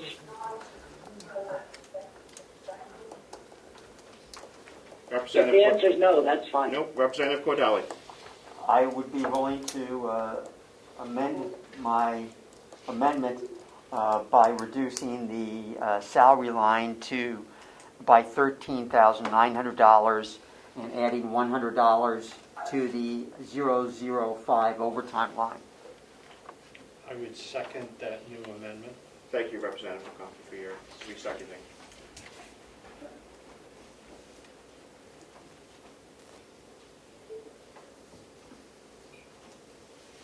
Any further discussion? Representative Marsh. Yes, I think the commissioners have made clear that they would like us to not touch this line. They're having trouble recruiting. They also may have committed some of that money and are not able to discuss that. I also think that $100 is a drop in the bucket on the overtime line, so I'm problematic with that part of the motion as well. Thank you. I would be hesitant to support that dollar figure, given the fact that they need to rehire a person. That person might have already been looking at our budget. I would expect that to be anybody that would be looking for a job would be looking at the budget at this time of year, especially for CFO for a county government. The overtime line needs to have some dollar figure in it in case they need to utilize it to cover those positions. So I would not be supporting this motion going forward. Any further discussion? One question for me, I found it. Thank you, Representative Woodcock. Go right ahead. It took a while, a couple of feet helped me out though. Can you tell me who currently is either doing the overtime or serving as the CFO interim here?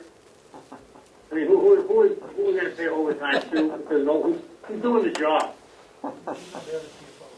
We currently do not have a CFO. Kathy is doing all the financial work. I am here on Mondays. Although I'm not doing the work, I am supervising the financial department, so I'm here. Actually, I spend 3 to 4 days a week until we do hire someone. And the treasurer has also been picking up some extra duties. So the overtime would be for... Did you have a follow-up, Representative? Ground con that you're saying? The overtime, we don't have any presently. The only person that would be considered that might have to do overtime is our payroll clerk. And like I say, we would be happy with $500 if in case we need it. Thank you. Thank you, Representative. Representative DeShays, you had your hand up. Yeah, I was wondering if Representative Cordelli could clarify the amendment to his amendment. I was unsure if he had actually accepted it. He said he would take Representative Umberger's suggestion. My assumption is that he meant that he is going to, and that he amended it, and what that was, just for clerical purposes. Yes, may I? Please, Representative Cordelli. Yes, I wanted to amend my motion to reduce the CFO salary line by $13,900 and add $100 to the 005 overtime line.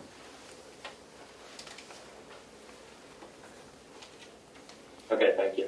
Thank you, Representative Kennard.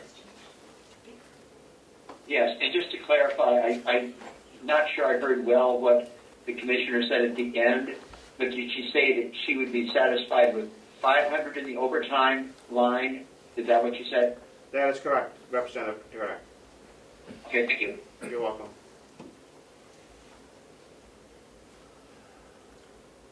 All right, any further discussion on the amendment? Clerk, call the roll. Yep, Representative Marsh. Votes no. Representative DeShays votes no. Representative Cordelli. Yes. Representative Crawford. No. Representative Nelson. No. Representative Kennard. No. Representative McConkey. Aye. Representative Burrows. No. Representative McDonald. No. Representative Woodcock. No. Representative Umberger. No. Representative McAleer. No. Representative Smith.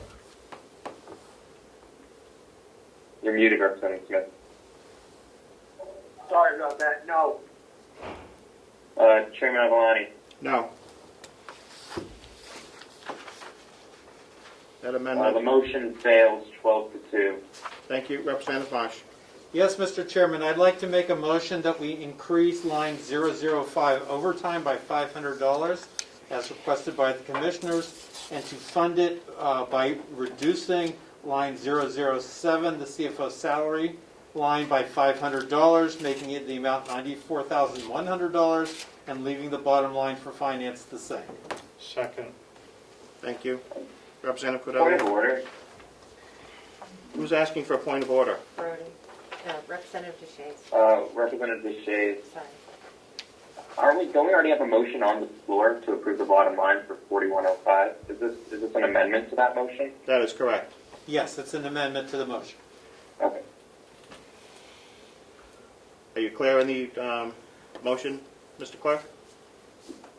Yeah, I should have said point of inquiry anyways. That's my apologies. Thank you. Representative Cordelli, had your hand up. I'll pass, thank you. Thank you. Any further discussion? Clerk, call the roll on the change on 007 and 005.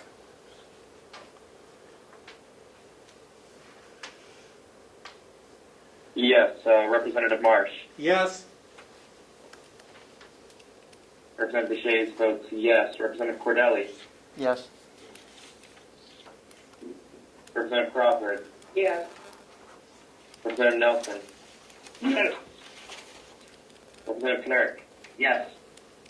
Representative McConkey. Aye. Representative Burrows. Yes. Representative McDonald. Yes. Representative Woodcock. Yes. Representative Umberger. Yes. Representative McAleer. Yes. Representative Smith. Yes. Chairman Avalani. Yes. Motion passes unanimously, Thank 14 you. to nothing, as the amendment. Thank you. Any further discussion on the bottom line? Clerk, call the roll.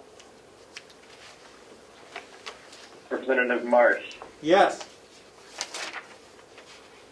Representative Shays votes yes.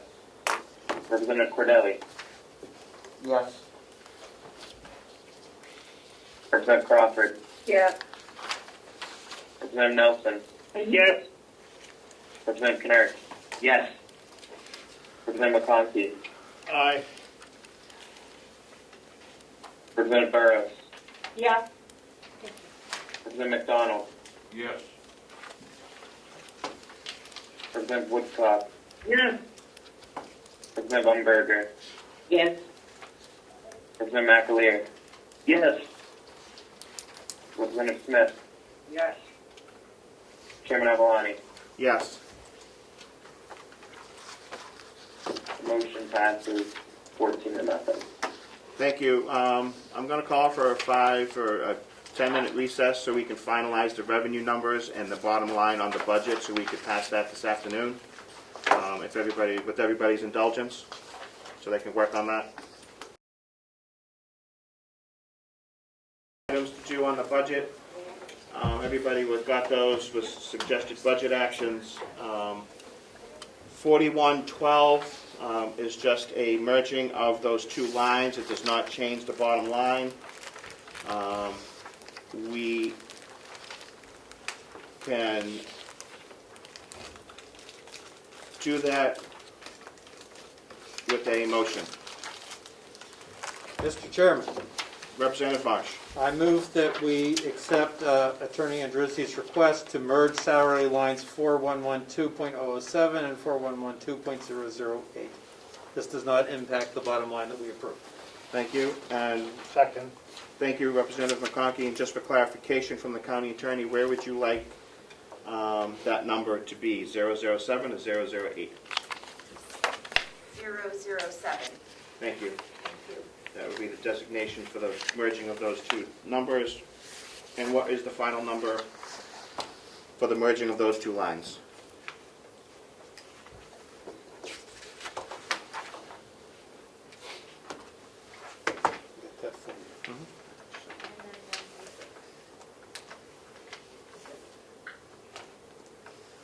That's the total right there.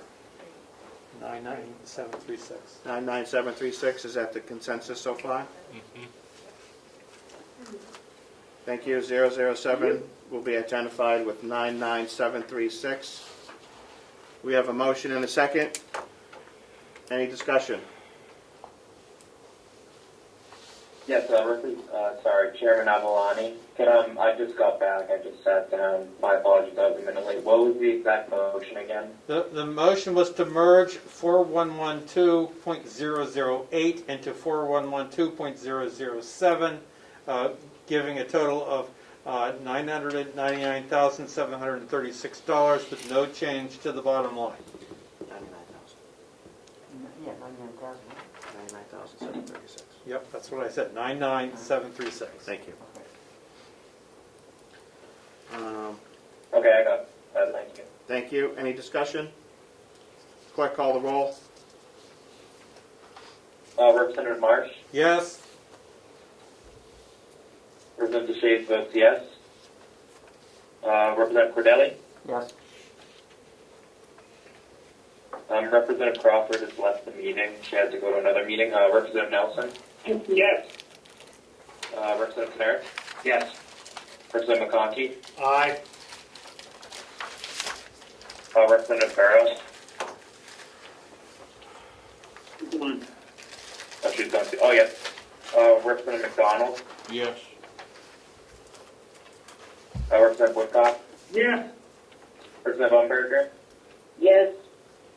Representative McAleer, Yes. Representative Smith, Yes. Chairman Avalani.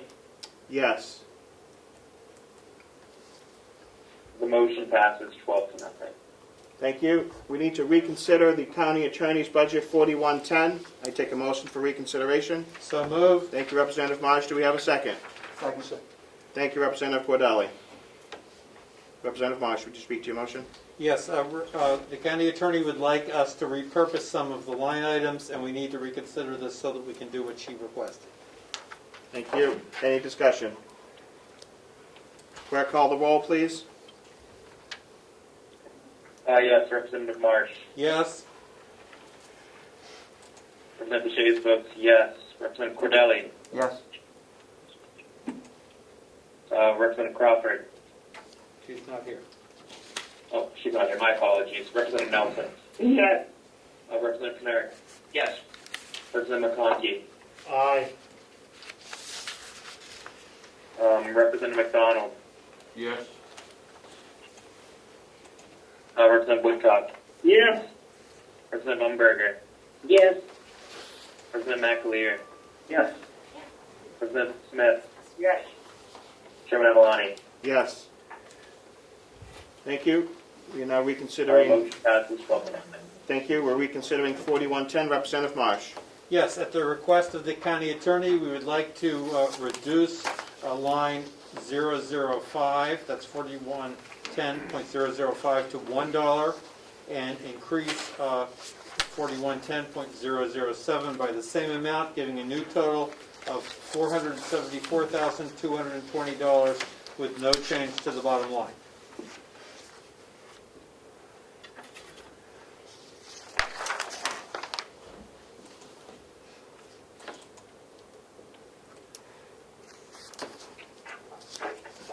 Mr. Clerk, are you clear on the motion?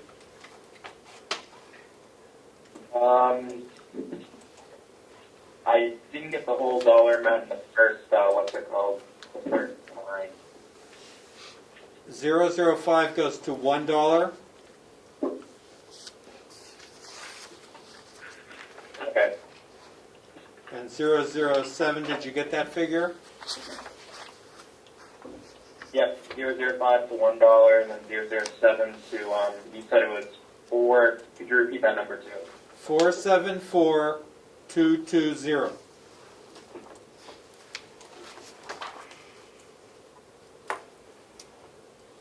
Okay, I got that now. Thank you. Any further discussion?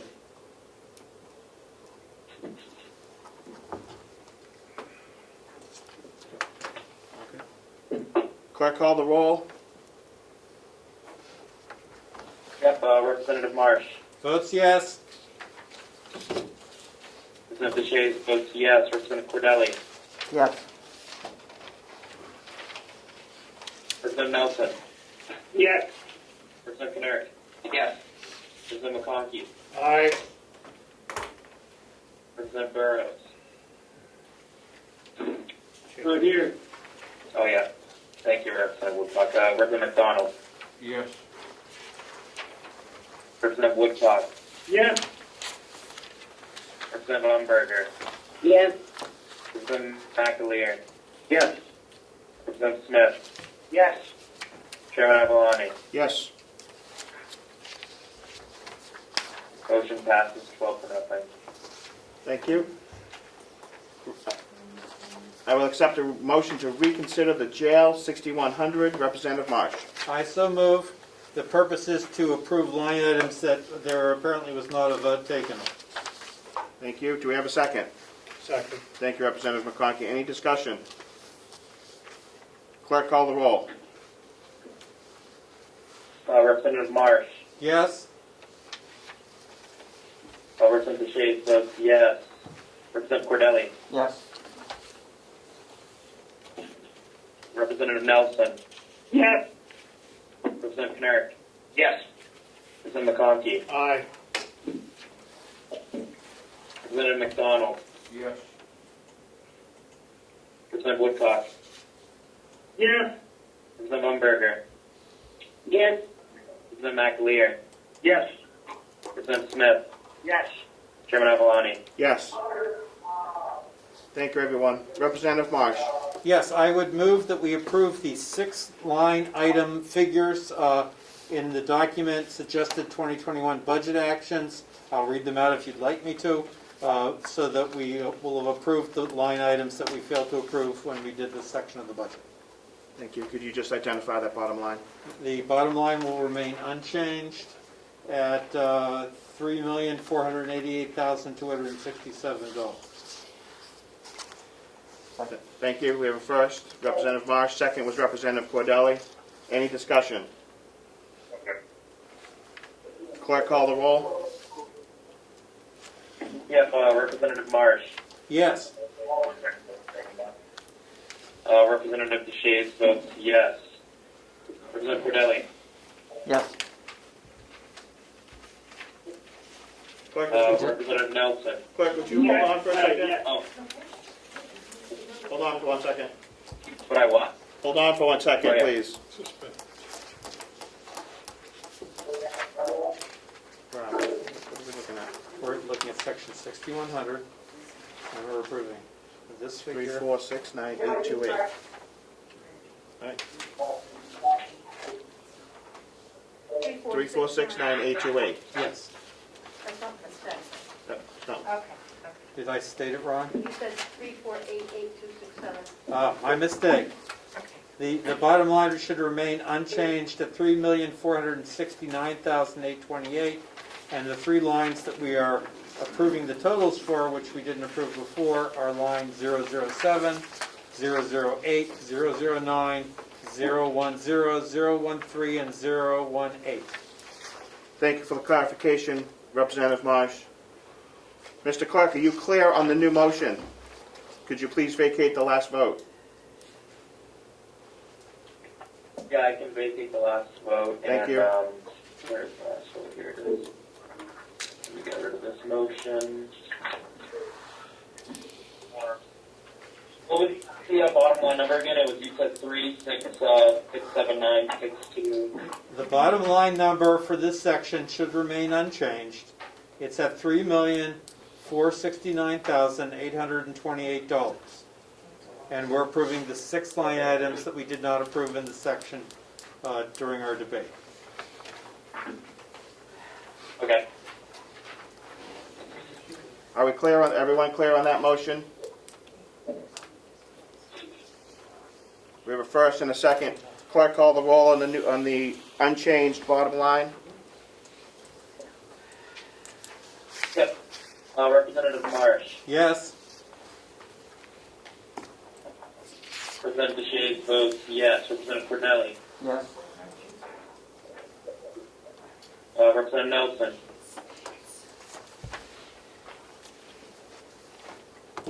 Yes.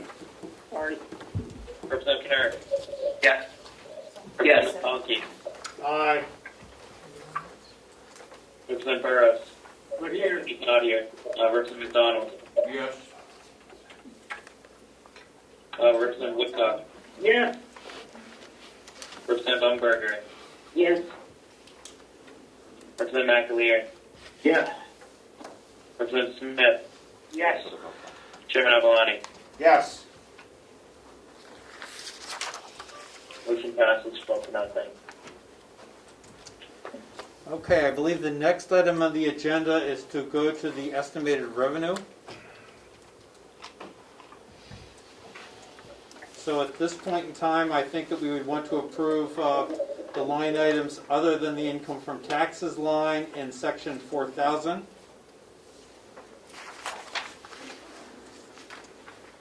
We also have a few other line items in here it looks like we need to approve.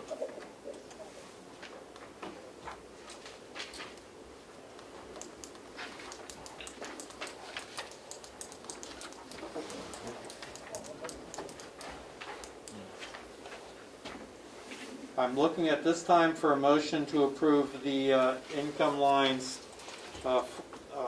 these income lines right here, correct? Correct. We'll be looking to do the water department income, the miscellaneous income, the insurance refunds, and the unincorporated money. Now that you're back, Mr. Chairman, I'll make that as a motion. Thank you, That Representative Marsh. That we approve line 4,000.018 in the amount of $24,000, line 4,000.024 in the amount of $10,000, line 4,000.030 in the amount of $1, and line 4,000.036 in the amount of $9,000. Thank you, Representative Marsh. Do we have a second? Second. Thank you, Representative McConkey. Any questions, discussion?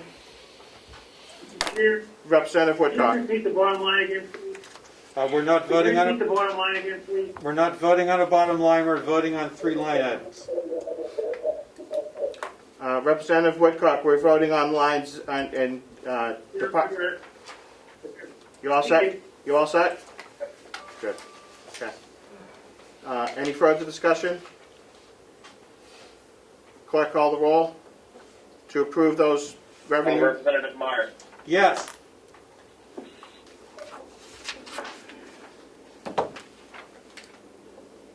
Representative DeShades votes yes. Representative Cordelli. Yes. Representative Nelson. Yes, yes. Representative Kinnick. Yes. Representative McConkey. Aye. Representative McDonald. Yes. Representative Woodcock. Yes. Representative Umberger. Yes. Representative McAleer. Yes. Representative Smith. Yes. Chairman Avalani. Yes. Motion passes.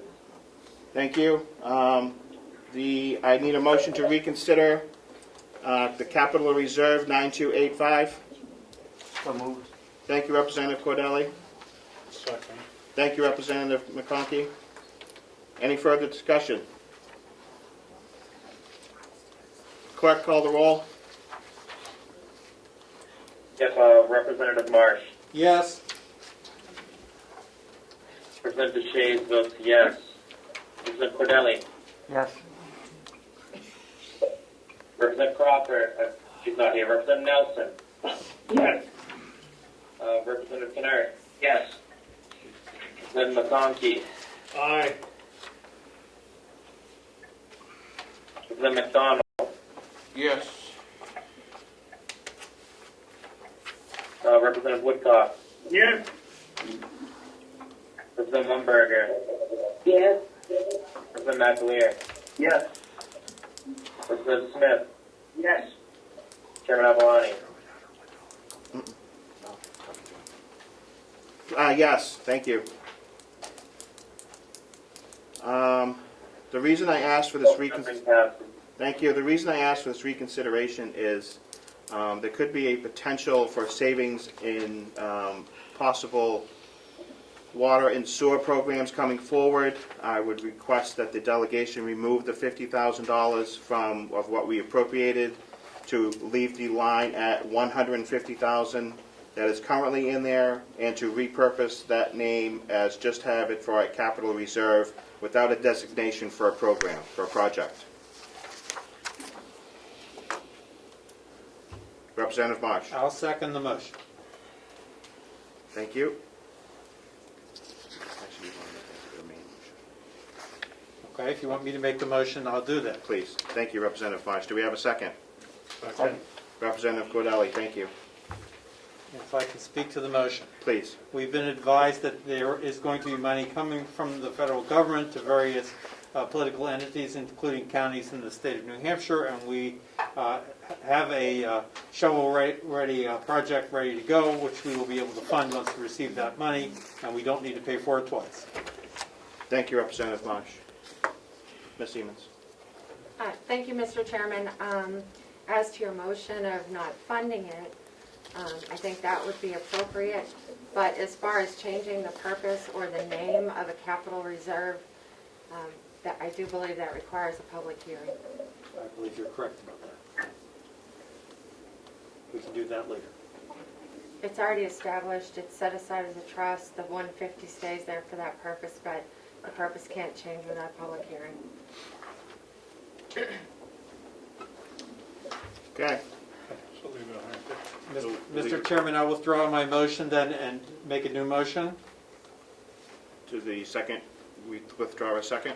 Yes. Thank you. Go right ahead, Representative Marsh. Yes, I move that we change the amount of line 9285.089 to $0. Second. Thank you. Any further discussion?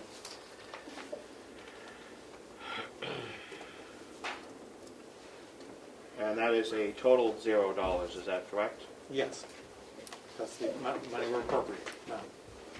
So there'll still be 150,000 in the... It's already there. Perfect. Yep. Representative Umberger.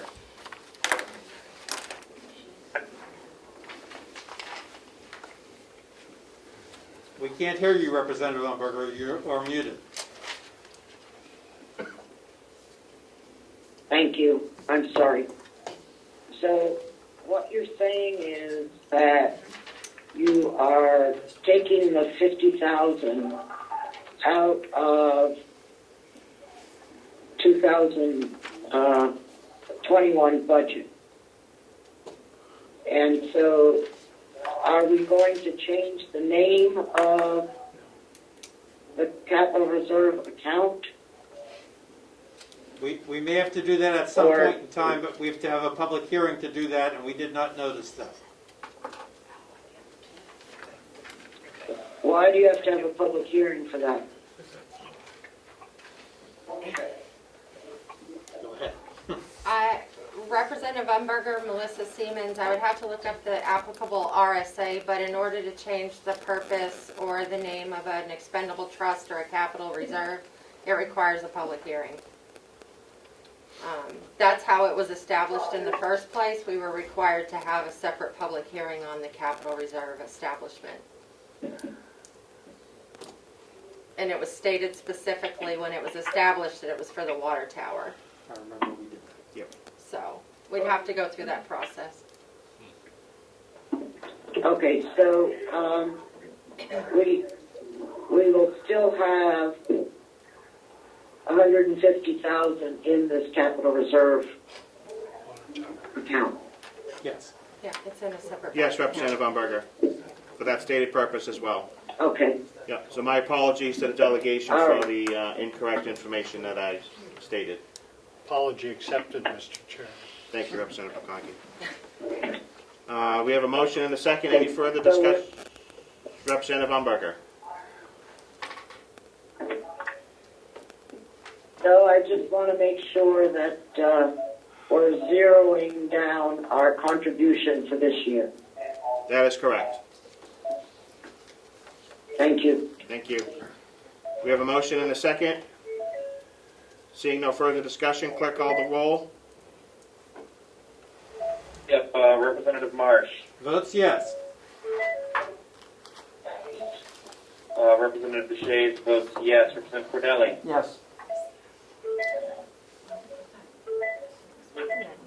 Whoever is unmuted, please mute yourself. Yeah. Yes. Actually, if it's just a quick thing, it's the telephone number 8117. Please mute yourself because a lot of background noise is coming through. Thank you. Simpsoner. Yes. Representative McConkey. Aye. Representative McDonald. Yes. Representative Woodcock. Yeah. Representative Umberger. Yes. Representative McAleer. Yes. Representative Smith. Yes. Chairman Avalani. Yes. Motion passes 12-0.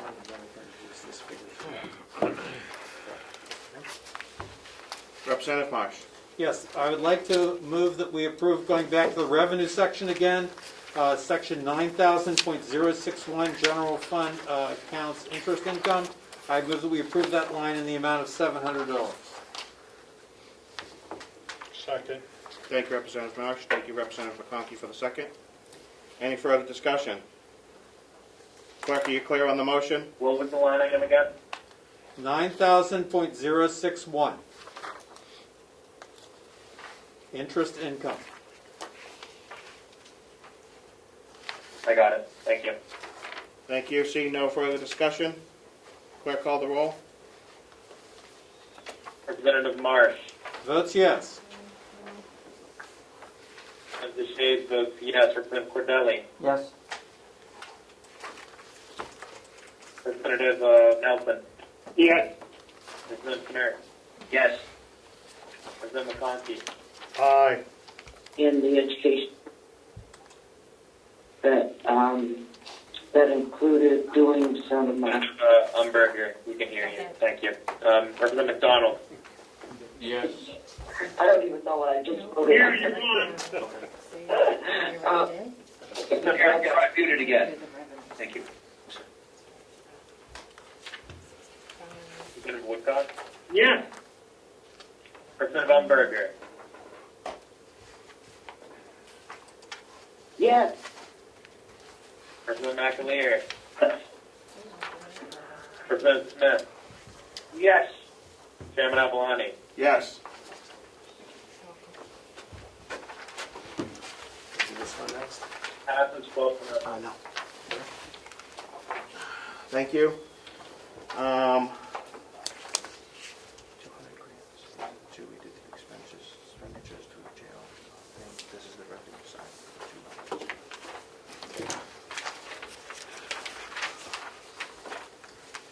All right. Representative Marsh. Yes, I make a motion that we approve the PRIA grant. This is line on page 2 of the revenue, section 200, line 6102, in the amount of $65,000, and the JMHCP grant, that's the next line, in the amount of $110,000. Second. Thank you, Representative Marsh. Thank you, Representative McConkey. Just a little background, we did this in the jail expenditures. We have to accept the revenue part of the grant. Any questions? 65,000 for 6102, 110,000 for 6103. Mr. Chairman, would it be appropriate to do the bottom line at the same time, or are you going to need to do a separate roll call for We'll that? do a separate roll call. Okay, thank you. Thank you. Any further discussion? Clerk call the roll. Yep, Representative Marsh. Votes yes. Representative Shays votes yes. Representative Cordelli. Yes. Representative Nelson. Yes. Yes. Representative Knurr. Sorry, yes. Representative McConkey. Aye. Representative McDonald. Yes. Representative Woodcock. Yes. Representative Umberger. Yes. Representative McAleer. Yes. Representative Smith. Yes. Chairman Avalani. Yes. Motion passes 12 to 0. Representative Marsh. Yes, Mr. Chairman, I move that we approve the bottom line for the grants revenue of $781,996. Second the motion. Thank you, Representative Marsh. Thank you, Representative McConkey. Any further discussion? Again, we have to accept the revenue side of the grants in order to have the expenditure side of the grants. Clerk call the roll. 1 second, let me write that down.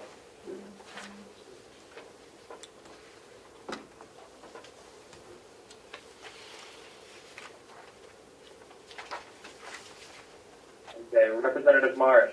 Votes yes. Representative Shays votes yes. Representative Cordelli. Yes. Representative Nelson. Yes. Representative Knurr. Yes. President McConkey. Aye. Representative McDonald. Yes. Representative Woodcock. Yes. President Umberger. Hearing. President Umberger. Yes. President McAleer. Yes. President Smith. Yes. Chairman Avalani. Yes. Motion passes 12-0. Thank you. Do we have a amount to be raised by taxes? So the finance department would need a few minutes to input all the votes that you took today to help you come up with your amount to be raised by taxes. Okay. And Representative Cordelli has his hand up. Representative Cordelli. Yes, I believe I have all that information in my spreadsheet, and I would request that I have permission to share my screen.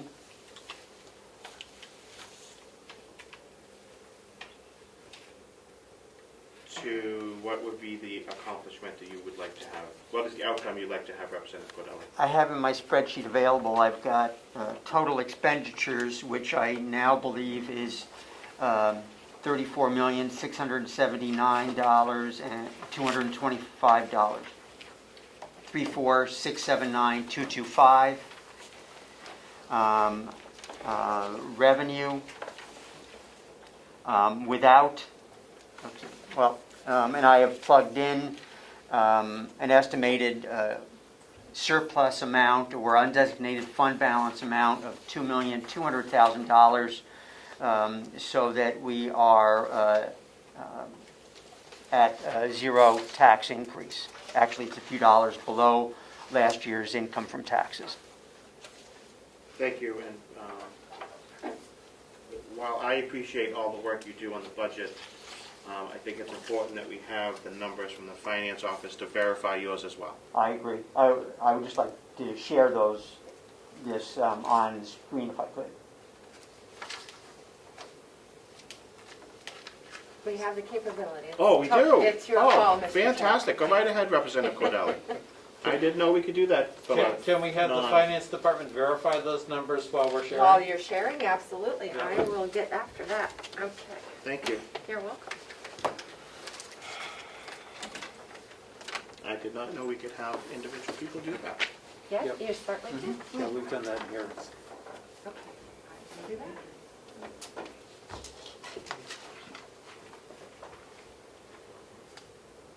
Representative Cordelli, would you like to speak to your screen? As opposed to my motion, yes. I would be glad to speak to my screen. In the pinkish section, we have the total expenditures. The G column, the column on the right, is this year's budget.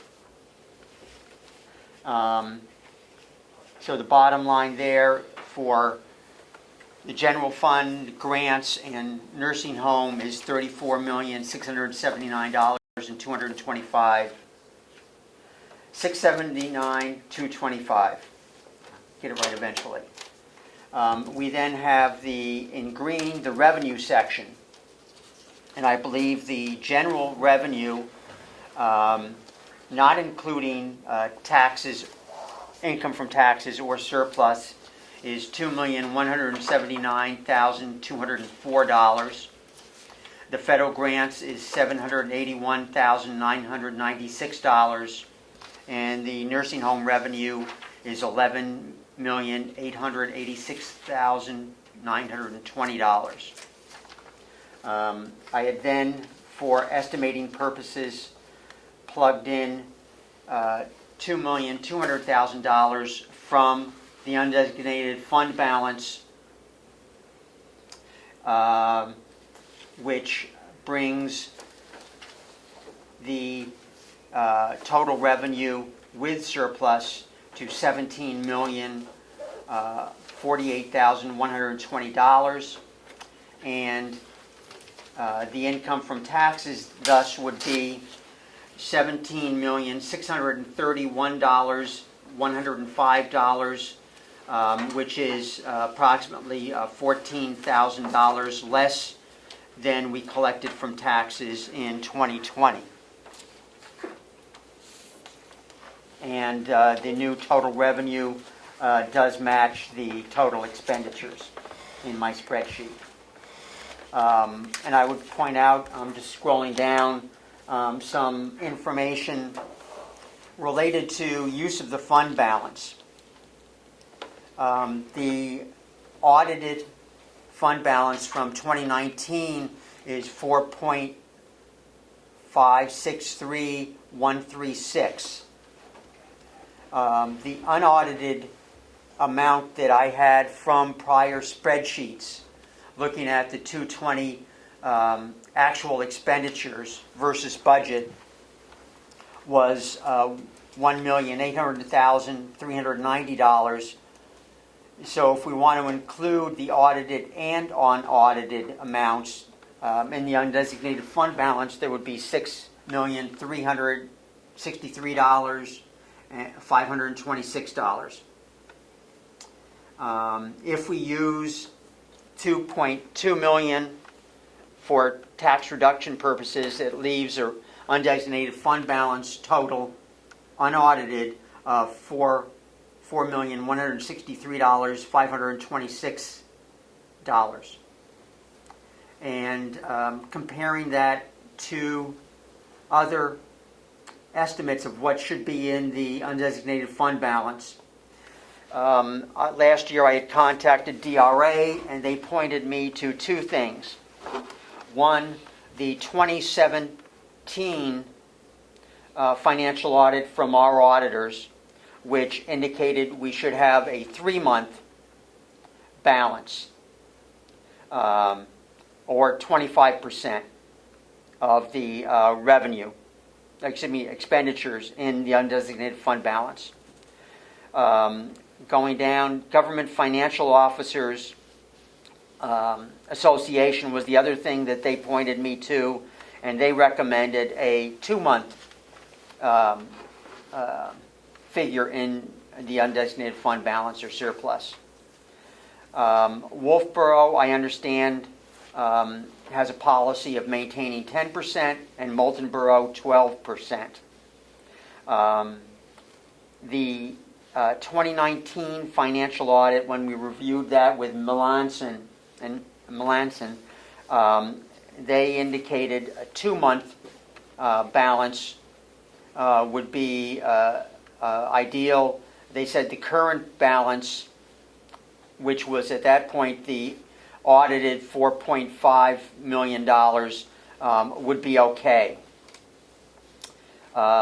So I think that we are currently at maintaining 4.163526 in the undesignated fund balance between the audited and unaudited, which is approximately 11.8%. So it's in between what Wolfboro and Moulton Borough policies are, but less than the other recommendations from the auditor. So I would just be cautious about use of the undesignated fund balance in the future. Thank you, Representative Cordelli, for your hard work. Do these figures include the votes we took today, such Yes. as the $50,000 we took out of the capital reserve? They do. Thank you for that. Any other comments? I do think we want to hear from the Finance Department before we take any official action. I would agree.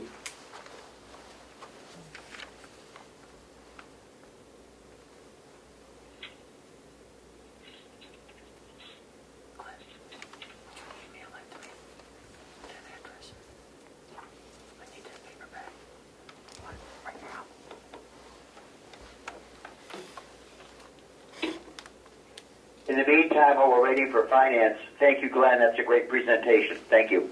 You're welcome. Very nice.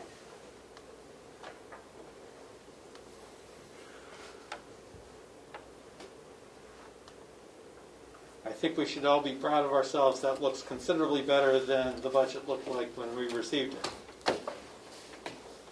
I'm sure we all like, it's not perfect by any means, but we did some hard work this year.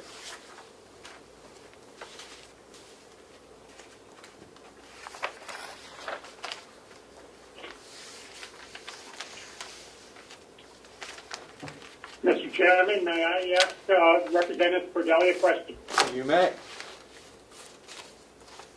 Mr. Representative Cordelli, do you do income tax on the side? I do not. Ah, sure. Okay. Well, maybe I'll ask what you're willing to pay for a fee first, before I decline. Well, your expertise is great on doing all this. We really appreciate it.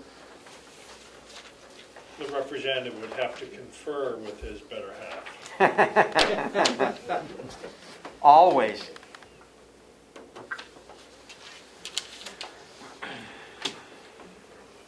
It'd be nice if they gave us an extra month to get our budget done like the income tax, huh? Oh.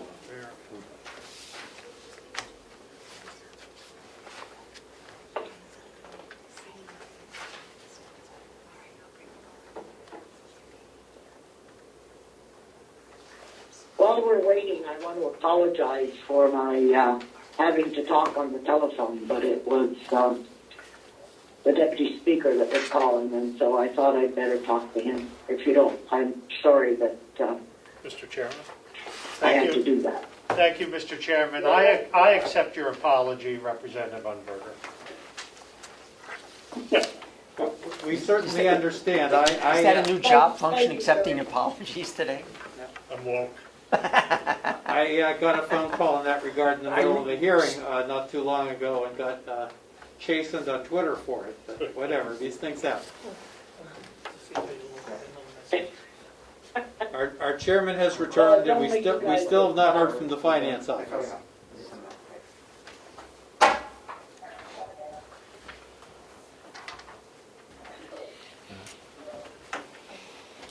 There'll just be a couple more minutes on the numbers.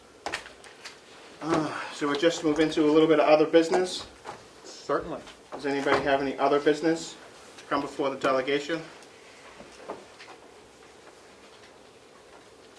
Seeing none, any further public input?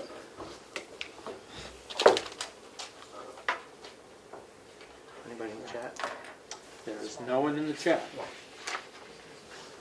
And no one has their hands up. Beautiful. We'll close public input. Just a little chairman indulgence. Thank everybody for their work on the budget. This was a new process. I wanted to bring forward and try and limit our time, I hate to say together in light of what's going on, but to kind of streamline the budget process through the years has been challenging, and I hope that we can continue working this way, working together to bring the citizens of Carroll County a good budget moving forward in a timely manner. While some departments will still require a subcommittee, I think most of the work we've done here together speaks volumes for how well we do work together at the county level. Representative McConkey. Thank you, Mr. Chairman. I would like to thank you for streamlining that process. It's been very beneficial for myself and other business owners to come in and do our work in the afternoon. Less time taken. I think we've done an efficient job. But more importantly, it's reduced the time that our department heads have had to leave their duties. And I compliment you on that. Thank you, Mr. Chairman. Thank you, Representative McConkey.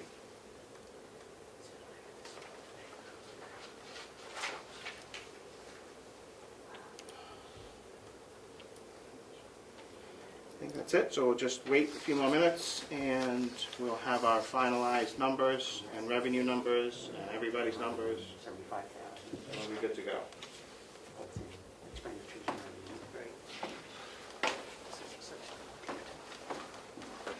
We're still in a meeting. I have not recessed, so don't go anywhere. Mr. Chairman, I have a quick question. Representative DeShays. Is there any way we could utilize this time to look at the line item transfers, or would that be out of order because we're technically still in the regular general meeting? That is correct. We were in the delegation meeting, and the executive committee will be meeting at the end of this meeting. Okay, thank you. Thank you.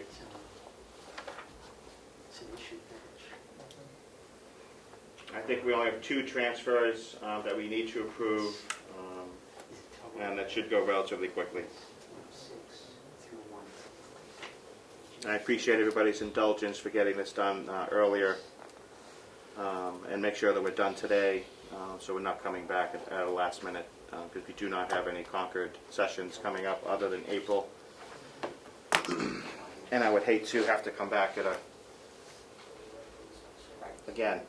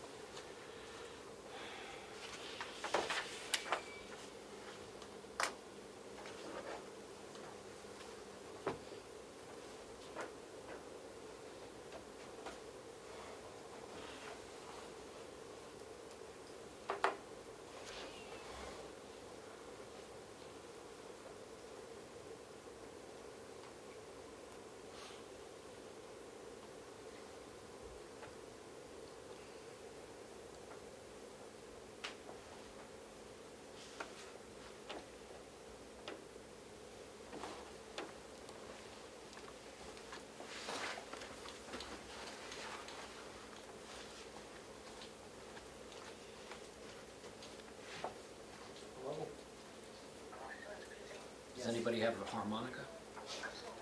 No, we could probably play a little bit.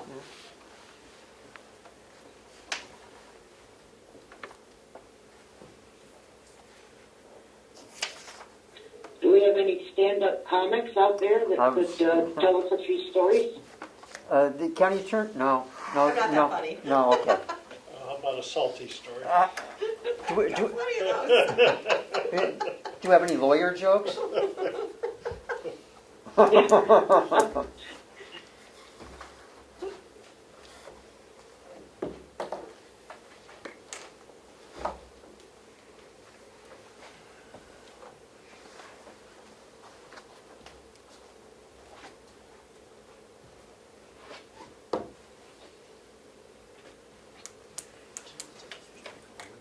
Mr. Chair, while we're waiting, who is checking numbers, Representative Cordelli from the Finance Department?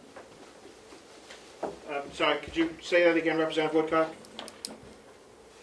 Thank you. I think we're waiting for the numbers that Representative Cordelli put out there to be corroborated, so finance. My question was, who from the Finance Department is verifying these figures?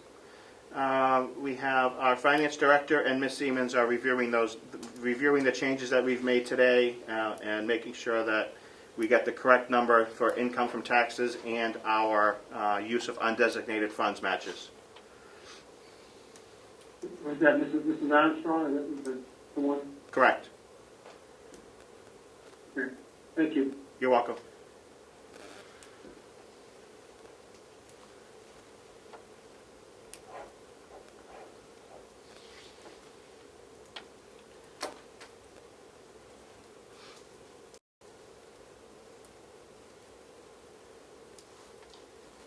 And my question, Mr. Chairman, in that when federal funds are received, when we know what the total is that the county will receive, that we will have to have a supplemental budget put in place for those funds and then determine the applicable uses for those funds?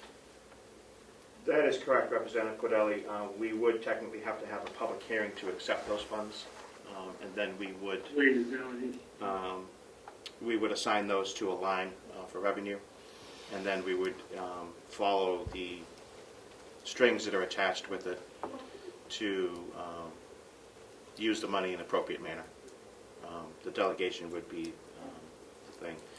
What I would suggest is that we have a few members of the delegation and the commissioners working together to go over that, whether it's through the grant review process or whether it's through just sheer collaboration when we receive that funds, to make sure that we're allocating it to one-time expenditures in accordance with whatever guidelines they send forward.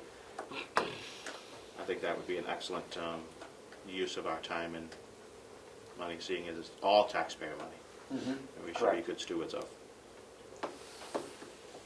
Will you pass that along, Commissioner Flatch? Yes. Thank you. Thank you. Thank you. Thank you.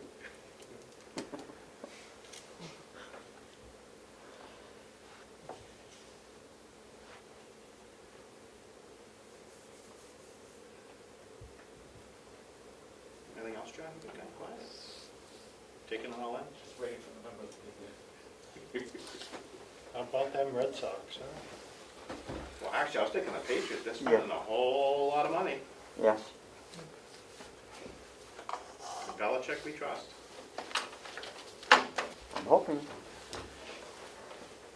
I'm hoping there's another quarterback on the horizon as well. I don't know. Well, my son says just have faith. It's okay.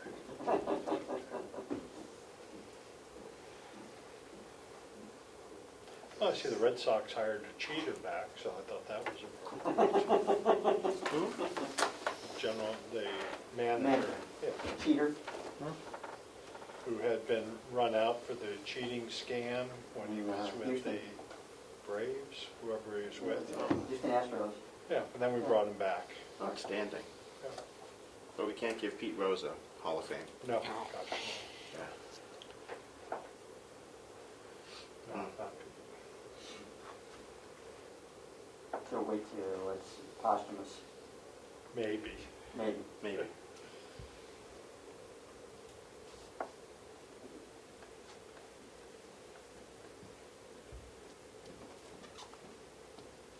There we go.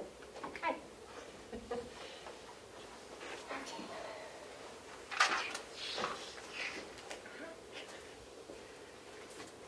All right, Mr. Chairman, the Finance Director entered today's votes into the system, and we have the expenditure and the revenue side.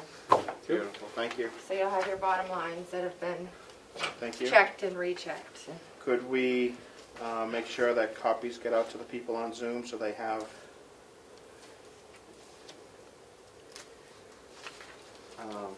at least in their packets next time? Or Yeah, of course. Sure. Okay, having the final numbers in front of us, the final approved budget that the delegation has worked on is $34,010,179.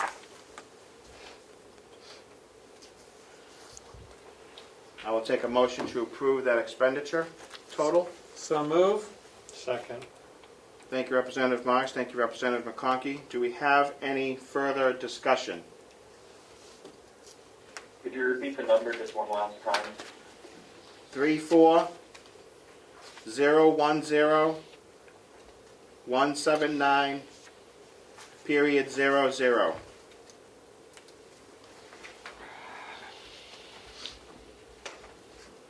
Got it. Thank you. Any discussion? Seeing none, clerk call the roll on the bottom line for the expenditure budget. Representative Marsh. Yes. Representative Shades votes yes. Representative Cordelli. Yes. Representative Nelson. Yes. Representative Kinner. Yes. Representative McConkey. Aye. Representative McDonald. Yes. Representative Cox. Yes. Representative Umberger. Yes. Representative McAleer. Yes. Yes. Representative Smith. Yes. Chairman Avalani. Yes. Representative Marsh. Passes 12 to nothing. Thank you. Representative Marsh. The revenue, the amount to be raised by taxes. It's blank here. Yeah, so you're gonna, We have to assign the undesignated fund We've done, balance. do this one first. Right, what is the, so we would need to take the expenditure bottom line. We Yep. need a calculator. Yep. The expenditure bottom line, and then minus the revenue so far at the bottom line in that packet. And that'll tell you what's left to be raised by taxes. But what if we want to change the amount to be, And then from the amount to be raised by taxes, you'll decide how much surplus to apply to that number. So which I think should be 20 million something, or 19. it's 19,812,056. Okay. All right, so Mr. Chairman, I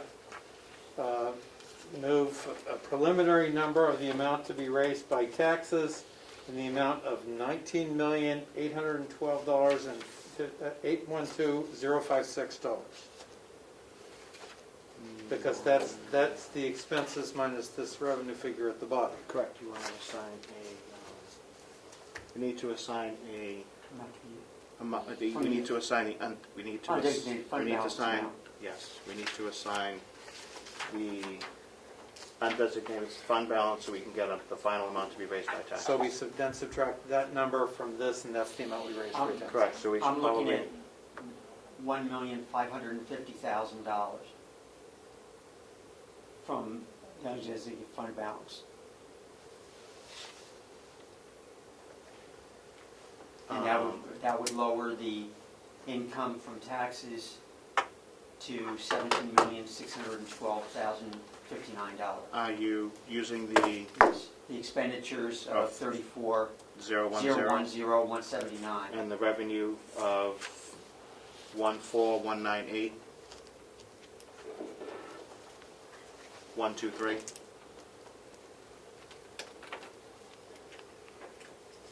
I get a figure, if we want to keep the income from taxes level to last year, we want to change that figure to $2,166,833, based on the numbers we just got from the Finance Department.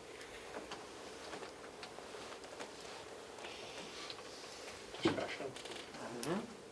And with that number that Representative Marsh has added, Representative Cordelli, that is still a balance, I believe, of somewhere around 10% reserve, which is higher than what we've done in the past. Because I believe you were looking at a number of somewhere around 12%. Am I wrong? Right. What was the number you were looking at, Representative Marsh? All right. 2 million? If I take the expenditure figure that we just approved, subtract the revenue figure that we just got from Finance, I would get a preliminary number of $19,812,056. Okay, if I subtract from that the actual dollars raised from taxes last year, which was $17,645,223, the figure that I would get in order to keep taxes absolutely level would be $2,166,833.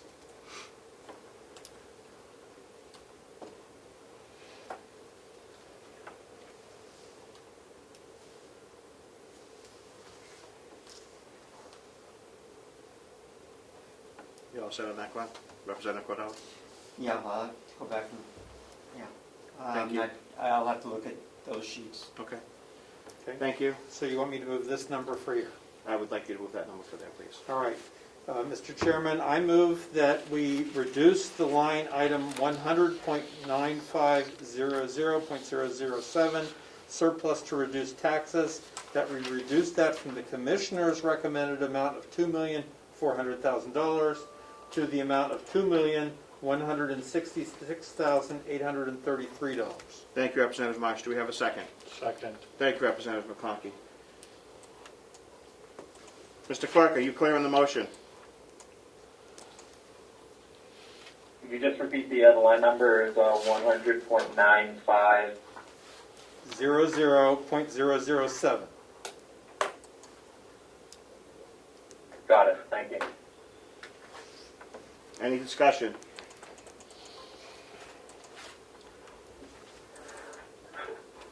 Seeing none, clerk call the roll. Representative Marsh. Yes. Representative Shaves votes yes. Representative Cordelli. Yes. Representative Nelson. Yes. Representative Kennard. Yes. Representative McConkey. Aye. Representative McDonald. Yes. Representative Woodcock. Yes. Representative Umberger. Yes. Representative McAleer. Yes. Representative Smith. Yes. Chairman Avalani. Yes. And now we want to vote on this number. Please. Yes. Mr. Chairman, one final motion. I move that we approve the income to be raised from taxes. That's line item 4000.010 in the amount of $17,645,223, which is precisely the actual dollars from last year. We have a motion. Do we have a second? Second. Thank you, Representative McConkey. The motion is for $17,645,223. Got it, thank you.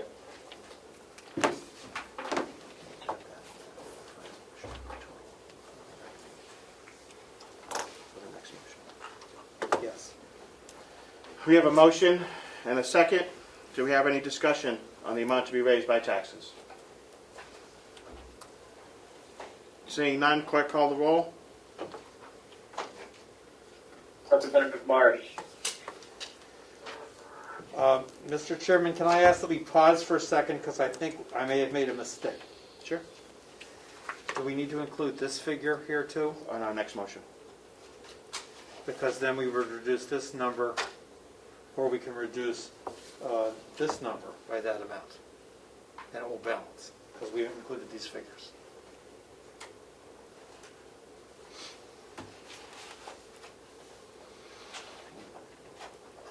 Means that we could increase that by 43,000 to we have a calculator.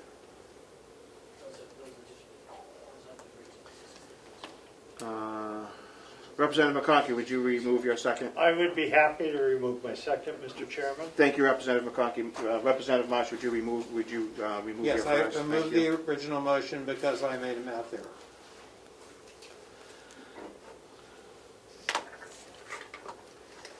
And, Mr. Chairman. Mr. Chairman, I Representative. don't have any more room on my paper for changes. I'm sorry, I'm a doctor, I'm math challenged. Thank you, Representative Umberger. Mr. So Chairman, we could I offer something? Please. Is the intent to level fund the amount to be raised by taxes? That is correct. Yes. Can I have that paper back? I'll go get the math done in the system and run right back upstairs and give you. Yes. Okay. Thank you. You're welcome. But I think the mistake is that this number's not going to be correct. It needs to be 832. We'll consider. We consider It will that. be a really quick Yep. trip, Okay. okay? Very Your good. expenses are fine. Thank you. Yes, the expenses are fine. All right, I'll be right back.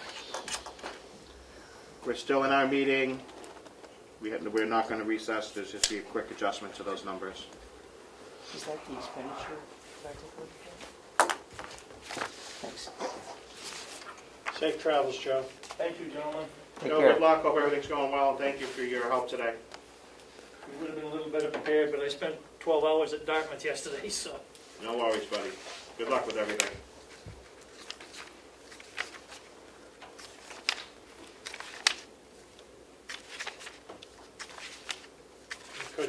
take one more dollar out of surplus, so we were $1 under last year? We're level funded from last year. If we took an extra dollar, we would be $1 under Yes. last year.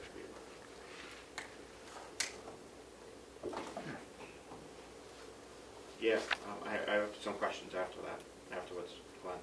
Maybe you could find them. I haven't had time to go through most of this. Yeah. Well, sometimes you gotta pass a budget to understand the budget. No, you know I like to sit off a little bit and run my own numbers, but it's hard to. I'm just talking about the federal government. Oh, yeah, you gotta pass it to see what's in Pass it. to see what's in it. I'm not sure what the. It's also not having a CFO. Well, we gotta do the best we can, Representative Whitcock. Hear you. We have 14 people with different notepads going here and, you know. I'm not sure how we got from the pending final, which is what I had from our March 15th sheet that we were mailed. I don't know how we increased that by $500,000 today.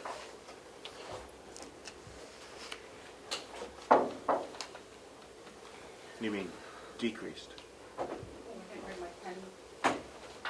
Hey, Steve, you need to get out your trusty calculator. Went from 22 to 21. Thank you, Karen. You're right. Just add Yeah. another one. Yeah, I mean, why not? Yeah, I'm using my telephone. right, I meant decrease. We noticed that. Oh, you mean the calculator. Yeah, for calculating.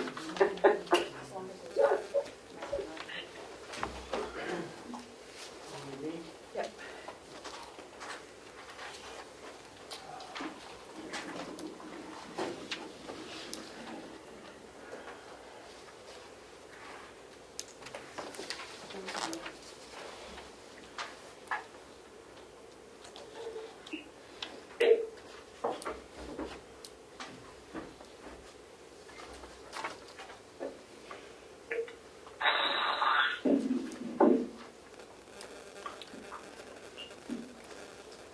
I turned that off because it's right off. Representative Umberger, you're unmuted.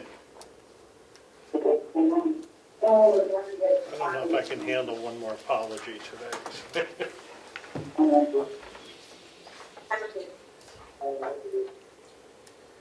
Somebody want to text her? Just have to wait and see if she starts yelling at Jim.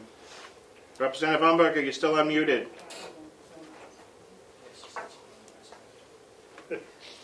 Thank you.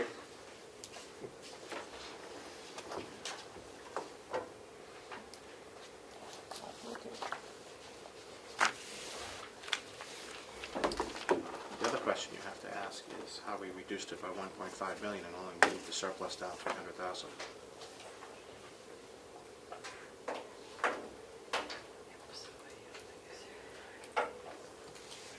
It is if he had access to the system, Oh, you know, up here. we'd be done in 2 minutes. Yeah, I don't know what it is. Should be right there.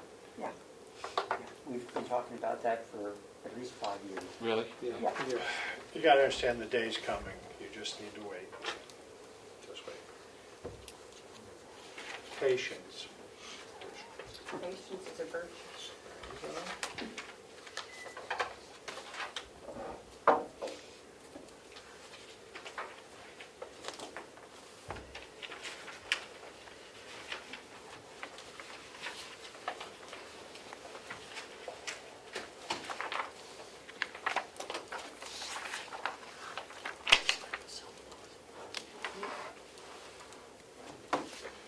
Mr. Chairman, do you want to have someone, Representative Cordelli or someone go downstairs and point out those two items at this point?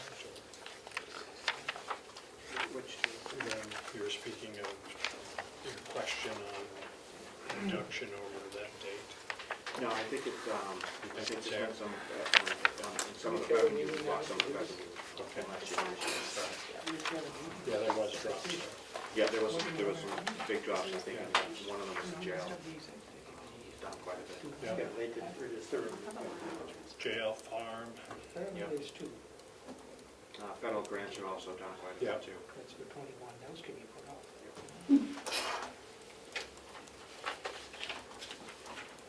So that could be it.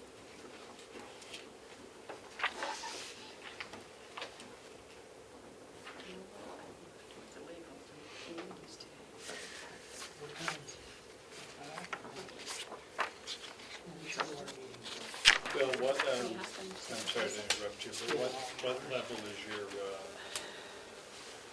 Microsoft book? What are they doing now? So this is the Surface Go, the Yeah. cheapest one.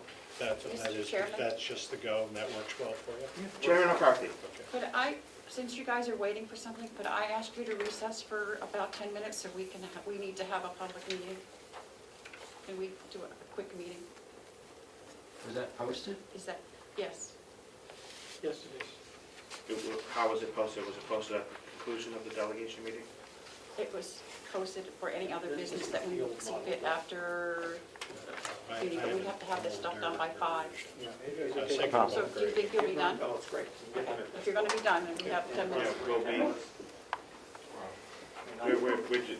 We got 2 votes. Okay. I like them. Yeah, and I can Thank plug you. it into the same Well, battery. I'll lock the clock. You guys.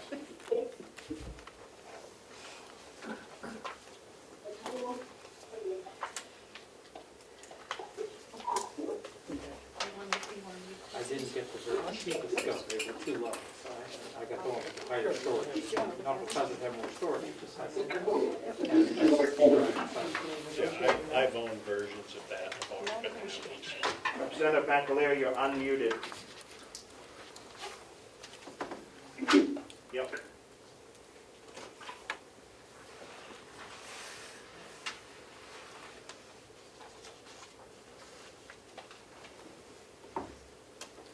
Yeah, I'm down to 20 minutes left. So go.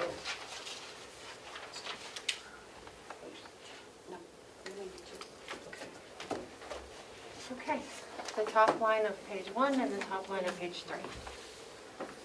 All right, very good. So we have to move this, Yep. this, and on page 3.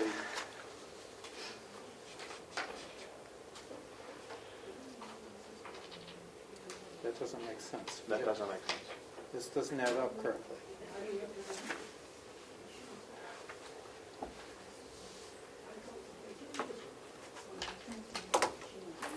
At the bottom line, not balanced now. No. Okay. Yes? Because we're getting a figure that's around 220 for this, and that's a $300,000 difference.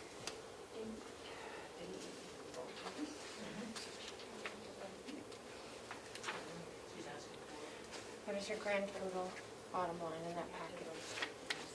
Your match shirts. Well, I gave you my sheet here.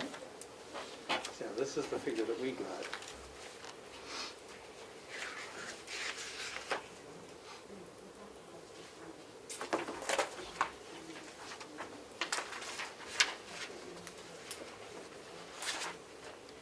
That's 14,198,123.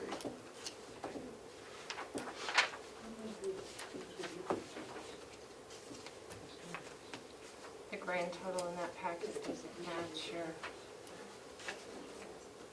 Does that match the expenditure side? No. 34010 is what we approved for expenditures. That's showing 34376. That's the discrepancy. Yeah, that's the discrepancy right there. Yep.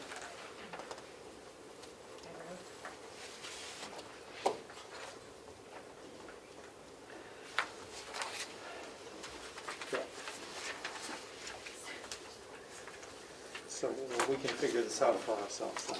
We don't need them to do it. I apologize. 3, 4, 3, 7. Apologies accepted. 6, 12. You're very accepting Okay, today. 3, 4, 1, 0, You're welcome. 9. Subtract. I'm learning to say you're So welcome. that's now. That's my welcome. I'm gonna steal that. 489, 033. Swap, subtract. That becomes 2, 123, 150. Push. Do you have new selected? That's the same. Any new selected from your action? We're pretty darn They close. have to So stick that's one $700. non-election Oh, that's right, from you're there. not telling. We're not allowed to vote. Close enough for government. Okay. Yeah, not yet. So As what, long as there's $700 less in terms of income. I don't know, so what is the difficulty in getting the final numbers? Is it, something doesn't balance. The difficulty is the total that they have for revenue is approximately $300,000 above the total that we have for expenditures. So we're raising too much revenue in this budget. It's not balanced with the figures we just got from the finance office. Is it due to the amount taken from surplus? Yeah. Well, then they changed the amount taken from surplus and increased it to an amount that would exceed what the commissioners were going to take from surplus. Right. As a path forward here, rather than waiting for them to get their act together in the finance office. Let's do this and this. Okay, very good. All right, and then we want to reapprove. Then we need to reconsider this number, or do you want to reconsider this number first? Well, let's wait till we get the revenue complete and then we reconsider that. All right, fine. Representative Marsh, we're still in a meeting. Yes, Mr. Chairman, I move that at the beginning of the revenue section, we approve line 4,000.010, income to be raised from taxes, in the amount of $17,645,223, which is identical to last year's actual, giving a total for that section of $17 million. You just want to do that number now? Yeah, okay, that's fine. Thank you. Do we have a second? Second. Thank you, Representative McConkey. We have a first and a second on the number. Mr. Clerk, are you clear on the number? Yeah, $17,645,223. Thank you. Any discussion? Representative Woodcock? All right, thank you.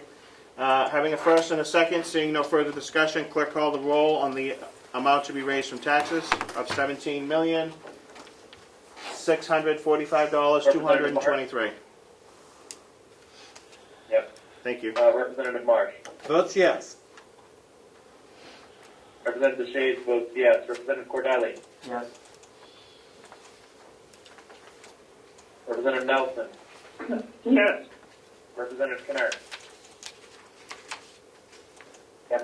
Yes. Representative McConkey. Aye. Representative McDonald. Yes. Representative Woodcock. Yes. Representative Umberger. Representative Umberger votes yes. Representative McAleer. Yes. Representative Smith. Yes. Chairman Avalani. Yes. Unanimously passes 12-0. Thank you. Yes, the bottom line for the county general revenue section is $17,688,224. Do we have a second? Second. Thank you, Representative Marsh. Thank you, Representative McConkey. We have a first and a second for a total revenue number of $1,768,824. Any further discussion? Clerk, are you clear on the motion? Yep. Thank you. Call the roll. Representative Marsh. Yes. Representative Shades votes yes. Representative Cordelli. Yes. Representative Nelson. Yes. Representative Kinner. Yes. Representative McConkey. Aye. Representative McDonald. Yes. Representative Woodcock. Yes. Representative Umberger. Yes. Representative McAleer. Yes. Representative Smith. Yes. Chairman Avalani. Yes. Motion passes 12-0. Melissa, did we vote to pass the amount to be raised by taxes? Yes, we did that here. I'm sorry. Did we vote for the use of undesignated funds, or did we rescind those motions? We did, but we're going to have to reconsider that. Motion to reconsider the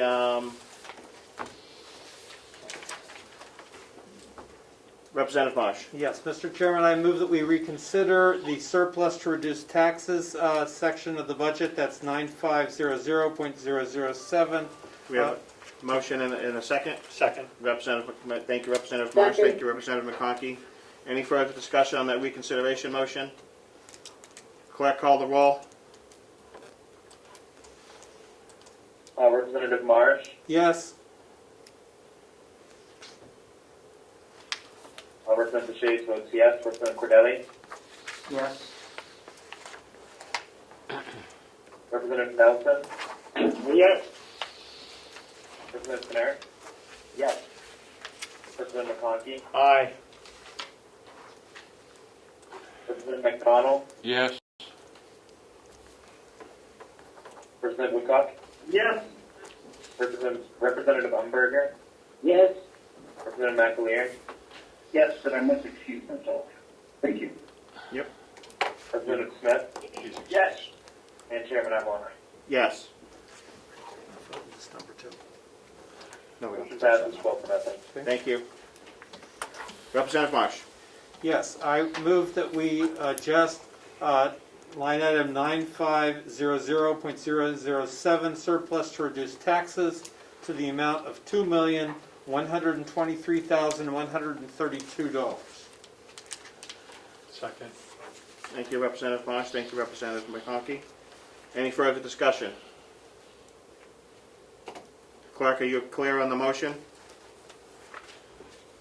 Yep, we're changing line 9500.007 to $2,123,132. Thank you. Discussion, Representative Cordelli. Thank you. Before we vote on that, using that figure, does the bottom line revenue equate to what we voted on for the expenditure line? Yes, the figure that we got from the finance office for the expenditure line is $34,010,179. Right. And that will adjust the revenue line, which came back from them at a higher figure, to the same figure. Okay. Thank you for the question, Representative Cordelli. Any further discussion?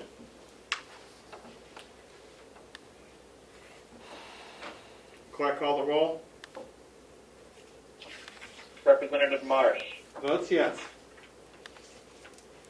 Representative Shays votes yes. Representative Cordelli, Yes. Representative Nelson, Yes. Representative Pinner, Yes. Representative McConkey, Aye. Representative McDonald, Yes. Representative Woodcock, Yes. Representative Umberger, Yes. Representative McAleer, oh, I think he just left actually. Representative Smith, Yes. and Chairman Avalani. Yes. Motion passes 0-0. Yes, Mr. Chairman, Representative Marsh. the last motion, I move that we move the bottom line revenue in the amount of $34,010,179, which matches the expenditure figure. Thank you, Representative Marsh. Second? Second. Thank you, Representative McConkey. Any further discussion? Sorry, what was that number again, Representative Marsh, that you just said? $34,010,179.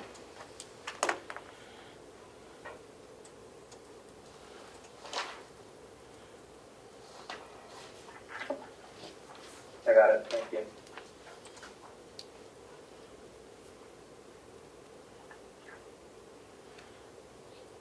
Any further discussion?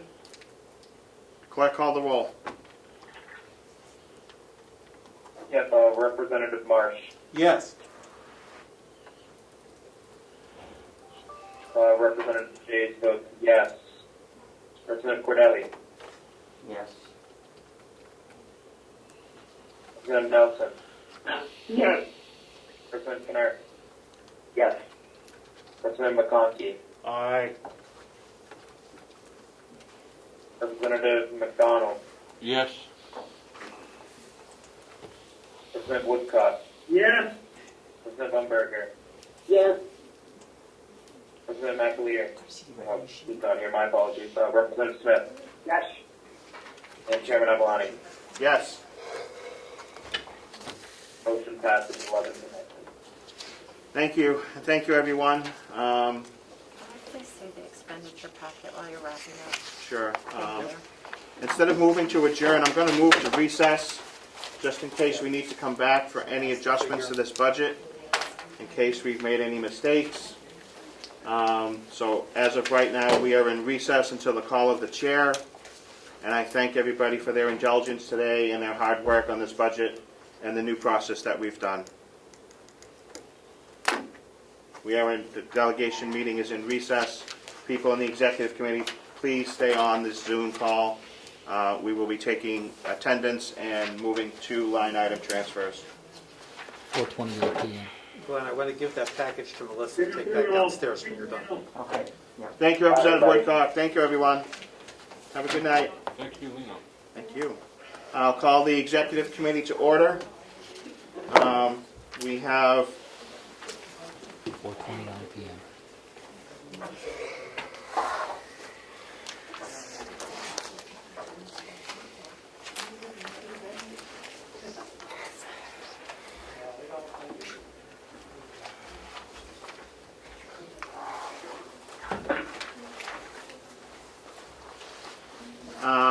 Are one of the commissioners present to go over these line item transfers?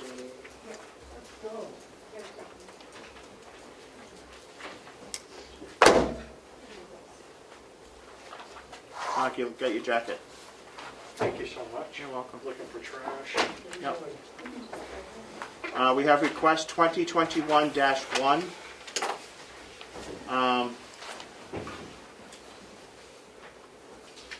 don't have them, so I have to tell them what they're for. They are the administrator coverage. Attached is a transfer request to fund line 029 for Ray Bowers administrator coverage. Okay.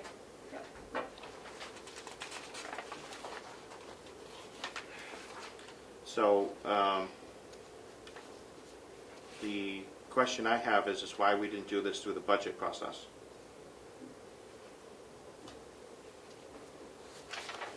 So are we moving money, I don't have it in front of me, are we moving money from the administrator's line to the temporary? Is that what that one does?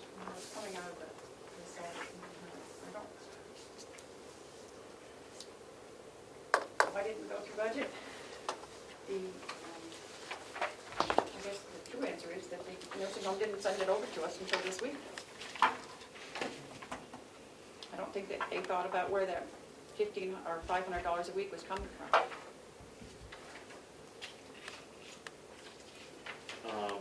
Why are we not paying it out of the salary?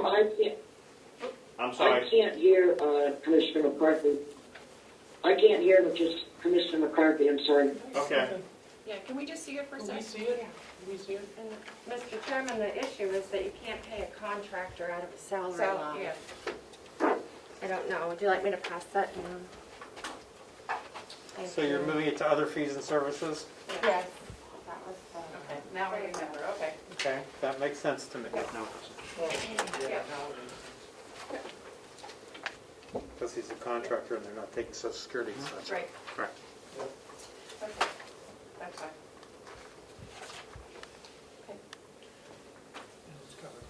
So I'm still wondering why it wasn't done through the budget process, why we're doing a transfer. So what is this one? That line is what? I can't answer that for you, Lena. I don't know why she didn't give it to us sooner.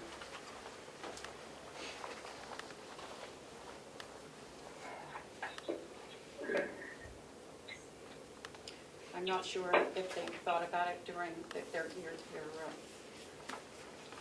your subcommittees or not. We've had a number of housekeeping items that's come up over the last few weeks to adjust some lines and merge some lines and whatnot. This would have been a perfect opportunity for us to fix that issue without having to do a transfer. Given the fact that we were basically on last year's, we're still on, technically, still in last year's budget numbers. What? All right. Right? So salary administration would have been budgeted for last year's numbers instead of the numbers that are on that transfer. If we're doing a transfer prior to the budget being completed.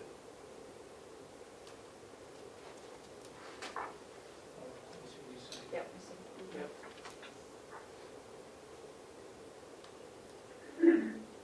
Because our approved appropriation was 344, last year's budget was 436. The only answer that I might have for that is that they were told they couldn't use anything. They couldn't go back to 2020. We don't have anyone for the nursing home on, do we? No. Okay. So that might be why Paula put it in the 21. Okay. The department heads were told they couldn't make any transfers out of the 20s after February 15th or something. So that's the only explanation that I might have. Correct. No, I agree. So. The number, you guys can rework the numbers, but if it's a 2020, if it's a 2021 expenditure, we could have fixed it in the budget. It'd be hard to have fixed it completely because we don't know how long they're going to have a temporary administrator. Correct. We could, but since it's being transferred from administration, we can definitely move it into that line, and then we can always move it back if it's needed for that administrative salary line. Okay.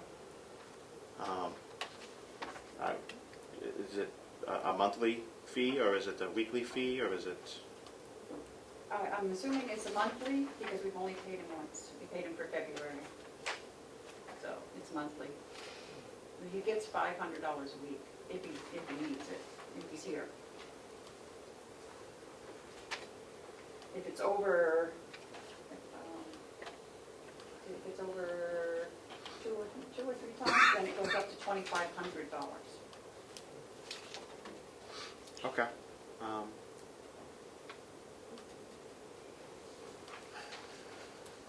hate to open the budget back up. No, I hate to open the budget back up now, too. Lino? Representative Umberger? Lino? Yes. Go Yeah, ahead. thank you. Yep. Do we have to make this adjustment now? No.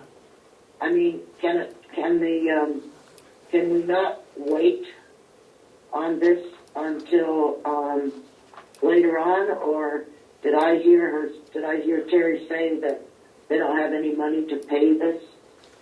They don't have any Or money. is it just not in the right pot? They don't have any money in that line item to pay it. So it'll result in overdrawing the line item. And we have complained in the past when they've overdrawn line items. So I think it's reasonable for them to ask for the money. It would have been even more reasonable to have put it in the budget, but we didn't.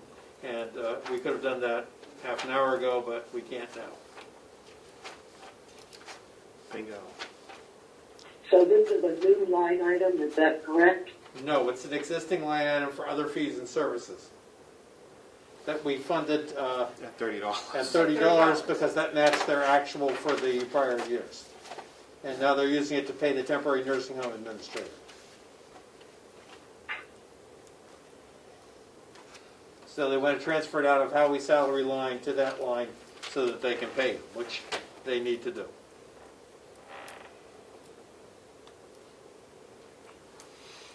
So what would you like us to do? I think at this point in time, what we need to do is just approve the line item transfer. It would have been better to have done otherwise earlier today, but it's too late for that now. Outside? Sure. Thank you. I have a 2-minute recess, Mr. Chairman. Okay, we will take a 2-minute recess. Okay, we're going to have to come back and look at the budget again. There's been some questions on what we've just done. So I would suggest that if we're coming back to relook at the budget, We can redo it then. we can redo it then. That's fine. What's screwed up? What's the word? Are you coming back today to look at it? No, we'll be coming back shortly to look at it. We only have a week to get it done. Okay. So that will be that. Where is the second transfer? Is that also a 2021 transfer? There wasn't a second one, Mr. Chairman. I got word that there might be, but it didn't. It didn't manifest itself? No, it did not. All right, so I would suggest, if you guys need to pay that,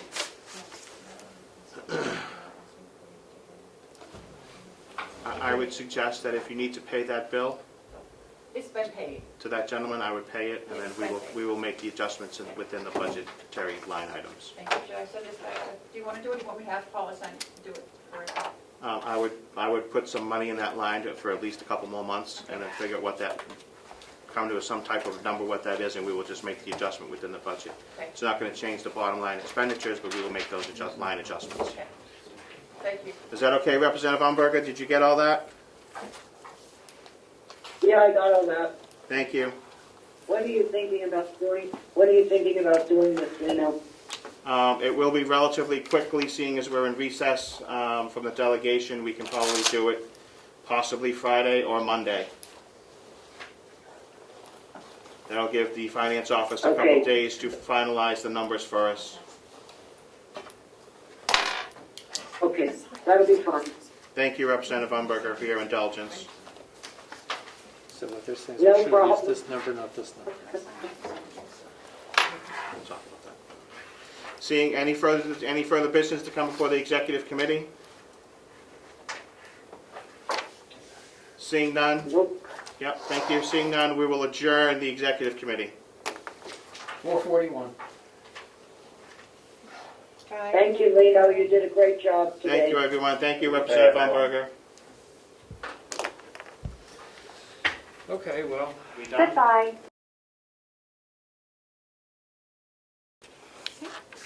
We are reconvening our meeting of March 24th from this morning. And I need a motion. Yeah, Madam Chair, I'd like to make a motion that we authorize the execution of the tax anticipation notes, the Series A note in the amount of $13,406,988 at an interest rate of 1.09%, which will be tax exempt, and a Series B note in the amount of $3,593,002, which will be at an interest rate of 1.49%, which is not federally tax exempt, pursuant to RSA 29:A, and that we authorize the commissioners and the treasurer to execute the relevant certificates. And I will second that. So all in favor, say aye. Aye. Aye. I'd like to make a motion to adjourn. I will Is that second. appropriate? It is appropriate. Okay. I will second. All in favor? Aye. Aye. 4:44.